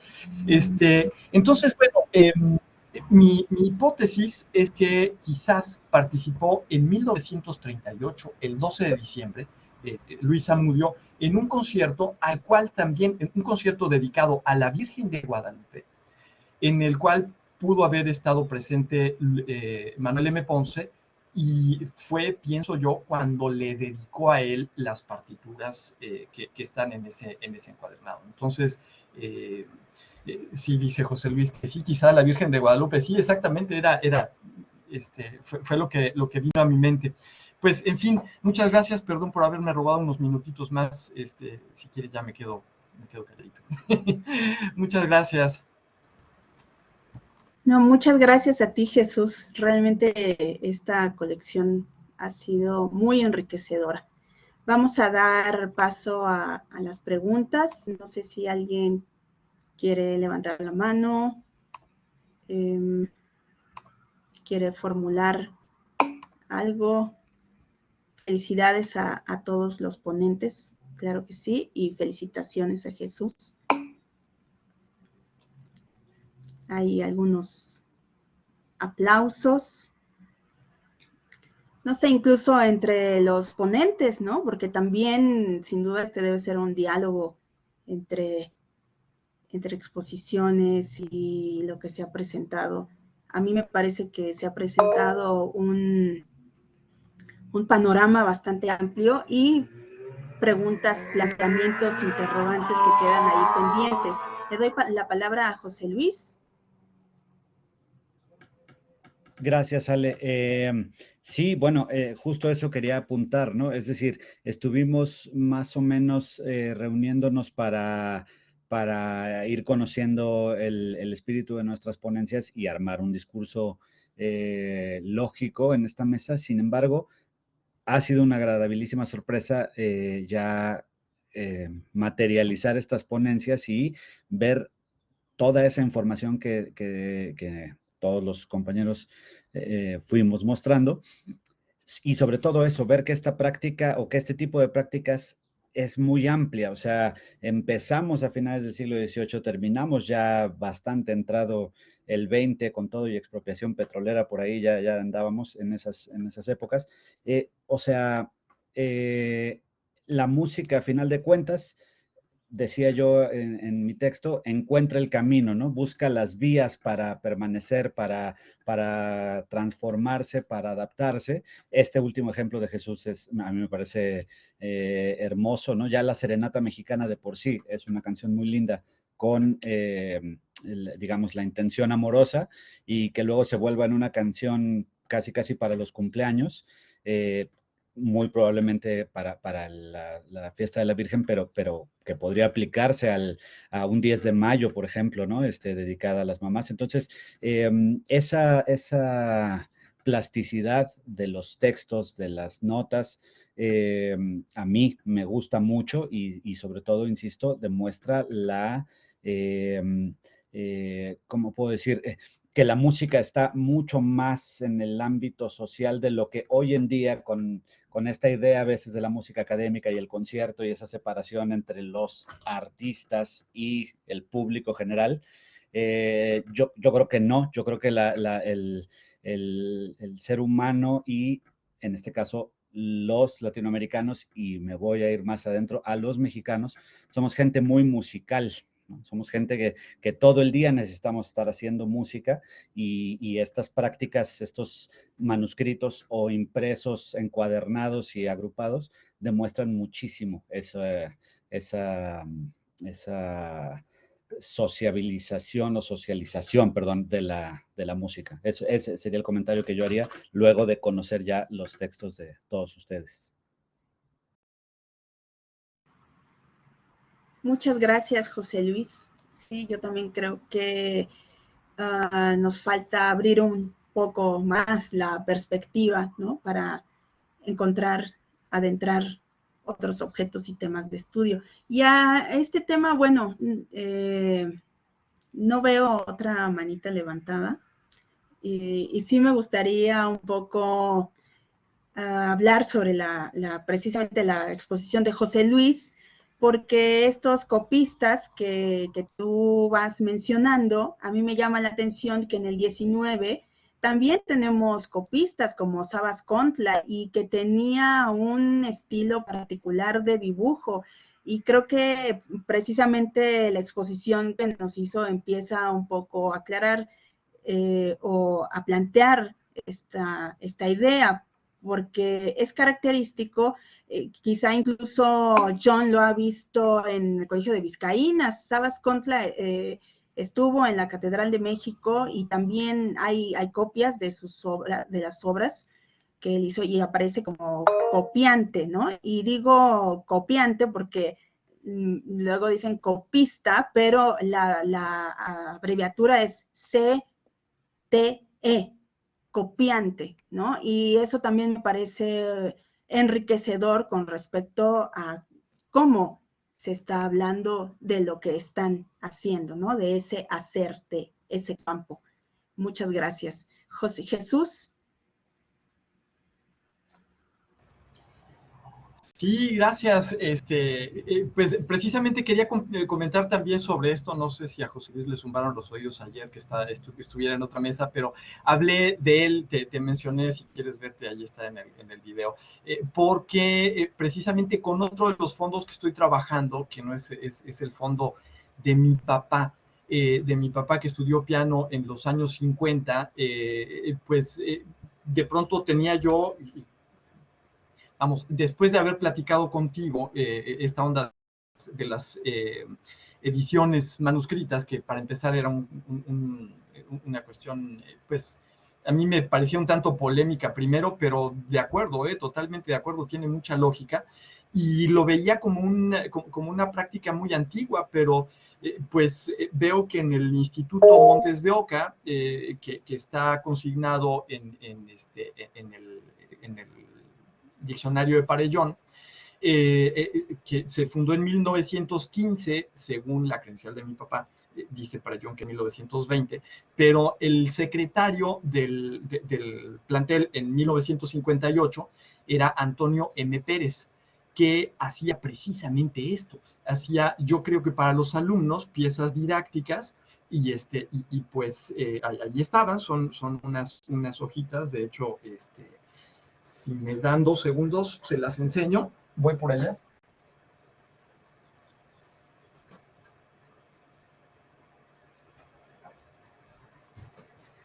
Más fácil tenerlo aquí que lo que voy a poner. Vean, por ejemplo, aquí esta dice, no sé si se alcanza, se aprecia más o menos. Este es algo de Beethoven. Y por ahí abajo dice Antonio M. Pérez, copista. Y tienen todas vean esta de aquí, la que mostré ayer fue otra. A ver, bueno, esta, tampoco mostré esta, pero fíjense cómo es el mismo diseño. Y bueno, me parece, esta fue la que mostré ayer, que ustedes lo abren. Ok, sí, ya nos sacamos. En fin, era eso, era nada más hacer el apunte de que, pues allí tenemos esta práctica que sigue y sigue ya muy entrado el siglo XX. Gracias. Gracias, Jesús. Un último comentario, Yael. Gracias, Alejandra. Justamente en relación a lo que está diciendo Jesús, se ha estudiado en Estados Unidos, todavía nos falta estudiarlo en México, cómo continuó la práctica de copiar música a mano durante todo el siglo XIX. Fue una práctica que convivió con la impresa. No se consideraban prácticas excluyentes, o sea, no es como, miren, ya está esta nueva tecnología, ¿para qué vamos a seguir haciéndolo? Resulta que no, y hay muchos de estos álbumes, creo que Alejandra por ahí también, no sé si hoy lo mencionaste, pero sí nos mencionaste en algún momento que había un álbum que tenía una partitura manuscrita, ¿cierto? Sí, eso yo también lo he encontrado. En álbumes de señoritas durante el 19, eran, así como lo mencionabas, Jesús, prácticas didácticas. A veces los profesores hacían que la alumna copiara a mano no porque no fuera posible conseguirla impresa, sino por lo que eso implicaba, ¿no? Como práctica didáctica. Sí, José Luis, que hoy en día enseña materias teóricas, sabe que no es lo mismo escribir a mano que leer, ¿no? Entonces, yo creo que tenemos mucho por estudiar respecto a cómo conviven los manuscritos con los impresos durante el siglo XIX, e incluso como nos está mostrando Jesús, bien entrado el siglo XX, sigue conviviendo esta práctica. Y yo creo que eso nos va a decir también qué tipo de, o sea, como decía anteriormente, qué tipo de educación está ligada a este tipo de prácticas de escritura a mano. No hemos estudiado nada de eso y yo creo que sería un muy bonito tema ver esta convivencia de tecnologías y de técnica en los álbumes, en los encuadernados y en las colecciones de estas personas que ustedes estudian. Gracias. Gracias, Yael. Jesús, por favor.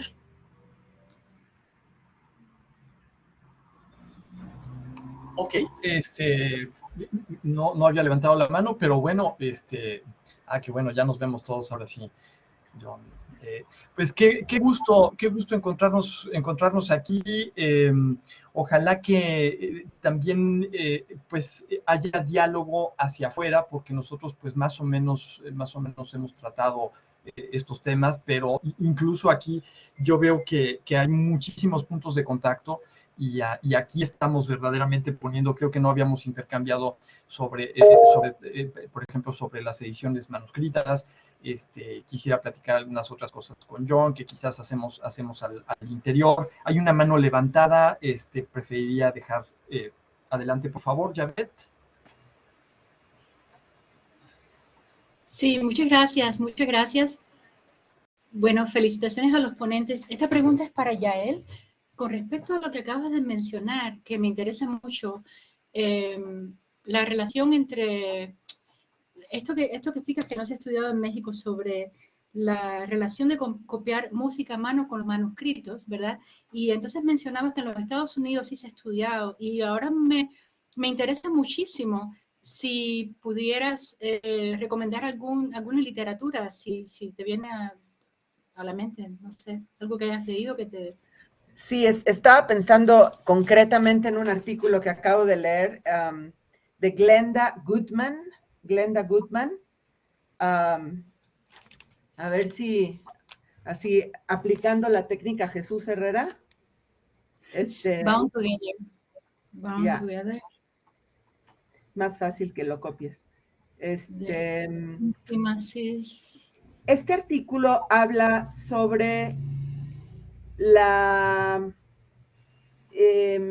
práctica musical de las señoritas más en el siglo XVIII en el sur de Estados Unidos y es muy interesante. En las, digamos, estos rancherías, ranchos, fincas de los grandes plantadores estadounidenses, esclavistas del siglo XVIII y todo, y cómo en estos lugares se practicaba la música. Y es interesantísimo lo que ella dice también sobre la economía ligada al copismo. Es decir, existían las chicas que copiaban, existían los copistas profesionales. ¿Y cómo se puede ver esto en las colecciones? ¿Cuáles son de copistas profesionales? ¿Cuáles son de las chicas mismas que copiaban? Y cómo esto implicaba también una economía doméstica. Es muy, muy interesante su postulación. Te le recomiendo mucho este artículo. En el Journal, eso no alcanzaba a salir, ¿verdad? Journal of the Royal Musical Association. Sí, la verdad que es un tema que me interesa mucho porque yo me he encontrado en mis búsquedas con música manuscrita, no de autor. Por ejemplo, obras de Gottschalk, que he tenido en mis manos, que sé que es imposible que lo haya copiado Gottschalk, porque son, o sea, el propósito de estas obras ha sido para poderlas poner en escena en Brasil. Yo no me imagino a Gottschalk haciendo partes para un violín o para...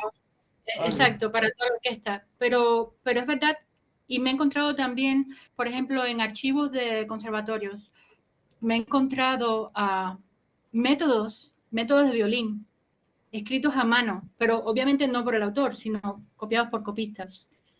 Y también O por los música. mismos intérpretes, no solo por copistas.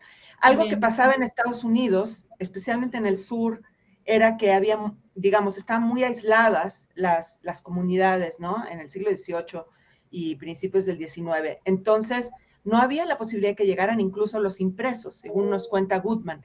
Entonces, había esta práctica súper extendida de copiar. Si alguien lograba conseguir una partitura, todos los de ese lugar la copiaban. O sea, y eran solo los que tenían la oportunidad de viajar a las grandes ciudades o viajar a Europa que podían traer manuscritos. Y estoy segura que eso pasaba en América Latina, que eso lo tenemos todavía que estudiar en el interior de la República, donde había una peor distribución que en las ciudades, cómo eran los métodos de copismo para poder distribuir la música. Sí, y no hay que ir tan lejos. Cuando yo estudié en Cuba, a veces copiamos nuestra propia música, inclusive copiamos libros, un libro cualquiera, una novela que me estaba leyendo, o un libro, qué sé yo, de astronomía para jóvenes, ¿no? Y yo lo copiaba porque lo tenía que devolver y no había más. O sea que es verdad que la necesidad hace que eso, es verdad. Pero bueno, sí, me interesa mucho, voy a leer ese artículo. Muchas gracias, Yael. Al contrario, a ti. Gracias, Javed. José Luis, ¿quieres comunicarnos algo? Sí, de hecho, poner un ejemplo muy puntual de esto que comentaron Javed y Yael.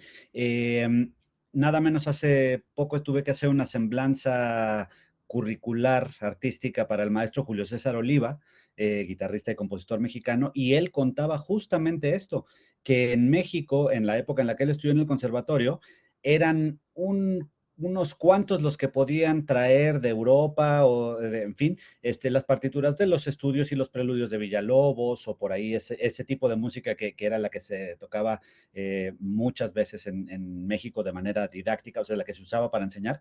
Y entonces no había fotocopias, era offset, que era caro.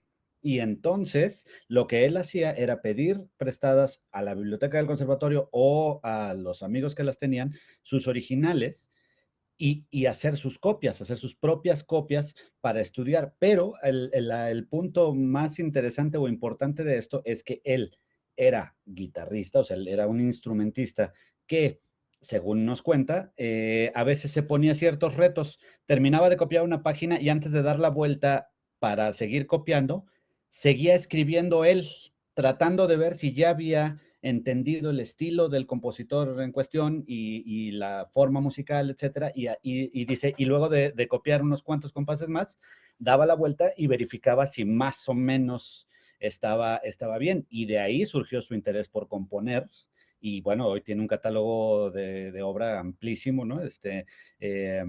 Entonces, bueno, estas prácticas incluso fomentan eso, ¿no?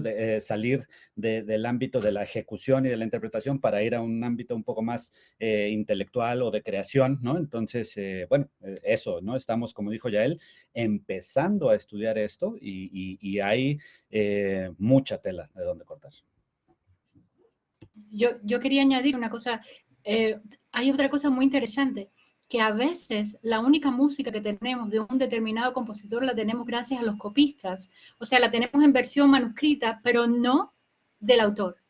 Y esto es muy interesante porque yo me he encontrado con música así, claro, he tenido que aclarar si es del autor o no, y bueno, en este caso lo tengo muy claro que es de los copistas. Entonces tenemos que, hasta cierto punto, también creer a los copistas que esta música era de ese autor que ellos... Pero bueno, lo más probable es que sí lo sé, porque estoy hablando de manuscritos con polillas y, o sea, probablemente es hecho durante la vida del autor. Pero bueno, que me parece un tema, ahora mismo, yo voy a buscar el artículo y me lo voy a leer, me parece un tema interesantísimo, sí, de verdad. Gracias, Javed. Laura, ¿nos quieres comentar algo? Sí, bueno, fascinada con las presentaciones, me parece interesantísimo el trabajo que están haciendo, es increíble.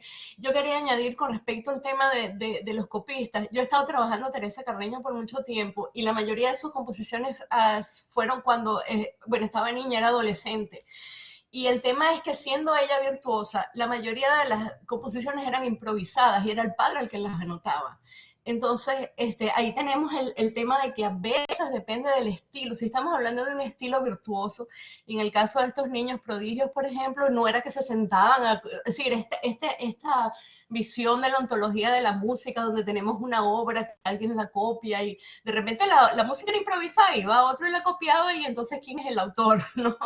Pero, o sea, es un tema a discutir luego, pero creo que es muy interesante el tema del siglo XIX, que nos viéramos también cómo, si siempre cabe la idea de que vamos a ver la música desde el texto, o si estamos hablando de una ontología de la música como proceso, entonces ahí cambia la figura del copista.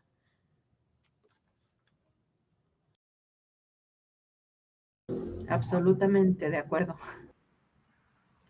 Claro, y yo creo que es precisamente uno de los planteamientos de esta mesa, ¿no? Ni el impreso sustituye al manuscrito, y el impreso incluso sabemos que falta todavía mucho por estudiar, ¿no? Y claro, la temporalidad, ¿no? Eso cabe recalcar que antes del siglo XVIII se da por sentado, o bueno, ya inició el siglo XIX, se da por sentado o se hace a un lado la cuestión del manuscrito, ¿no? Pierde relevancia por el impreso y el manuscrito ya parece una práctica emergente, antigua, que fue quedando ahí algunos escollos, pero hay mucho más por donde seguir trabajando. Jesús, me encanta que siempre estás tan entusiasta. ¿Quieres decir algo? Es que, bueno, además este punto es fantástico porque de veras es cuestionarnos la ontología de la música. ¿Qué entendemos por música? De esta idea que tiene el compositor en su cabeza a que llega al oyente, bueno, yo les digo a los alumnos que no le digan, que no le cuenten. Si no suena, no es música. Por lo menos en nuestro entender actual, ¿no? La música de las esferas, bueno, eso ya se quedó. Pero hay una labor de interpretación necesaria para que pueda existir esta experiencia. Yo digo que es un círculo de comunicación entre el compositor y el oyente, pero necesitas un intérprete. No, uno no, necesitas más de uno. Tienes el intérprete, pongan ustedes que yo soy Beethoven y escribo, y se lo doy a alguien encuentra mi manuscrito y ahora yo soy el intérprete y lo toco y alguien allá lo escucha, ¿no? Ya tenemos 3, pero tenemos una interpretación sonora, pero además está la interpretación editorial y tendríamos que ver que yo vería al editor como copista también, porque le mete de lo suyo. El editor se equivoca, el editor no le gusta algo y se lo cambia. Vean ustedes, en fin, cómo a principios del siglo XX se hace la música para tecla de Bach, y bueno, pues, entonces hay varias labores de interpretación y el copista es fundamental. Y el copista, yo ahorita de veras me cayó ver al editor como copista. Hay una persona detrás de esa máquina, ¿no? O sea, eso.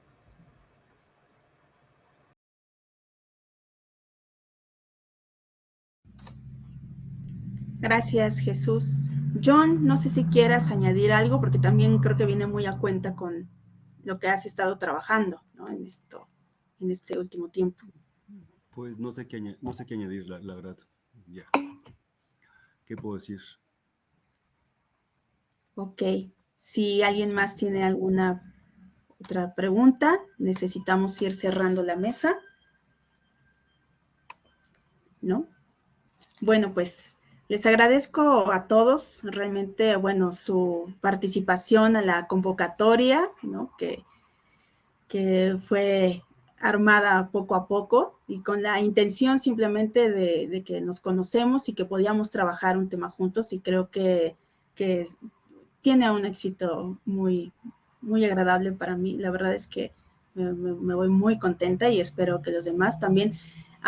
Agradezco las participaciones de Laura y Javet y que les haya fomentado preguntas, curiosidad y también este apasionamiento, ¿no? Que no solo es el apasionamiento de los cuadernos y de las mujeres a las que pertenecieron o los álbumes, ¿no? Sino también de nosotros, ¿no? De los mismos investigadores. Y finalmente, creo que ya él alzó la mano. No, gracias, Alejandra, te iba a decir, porque ya nos tenemos que ir. Ok, entonces pues damos concluida esta mesa. Muchas gracias, muy buenas tardes a todos. Hasta luego. Hasta luego, muchas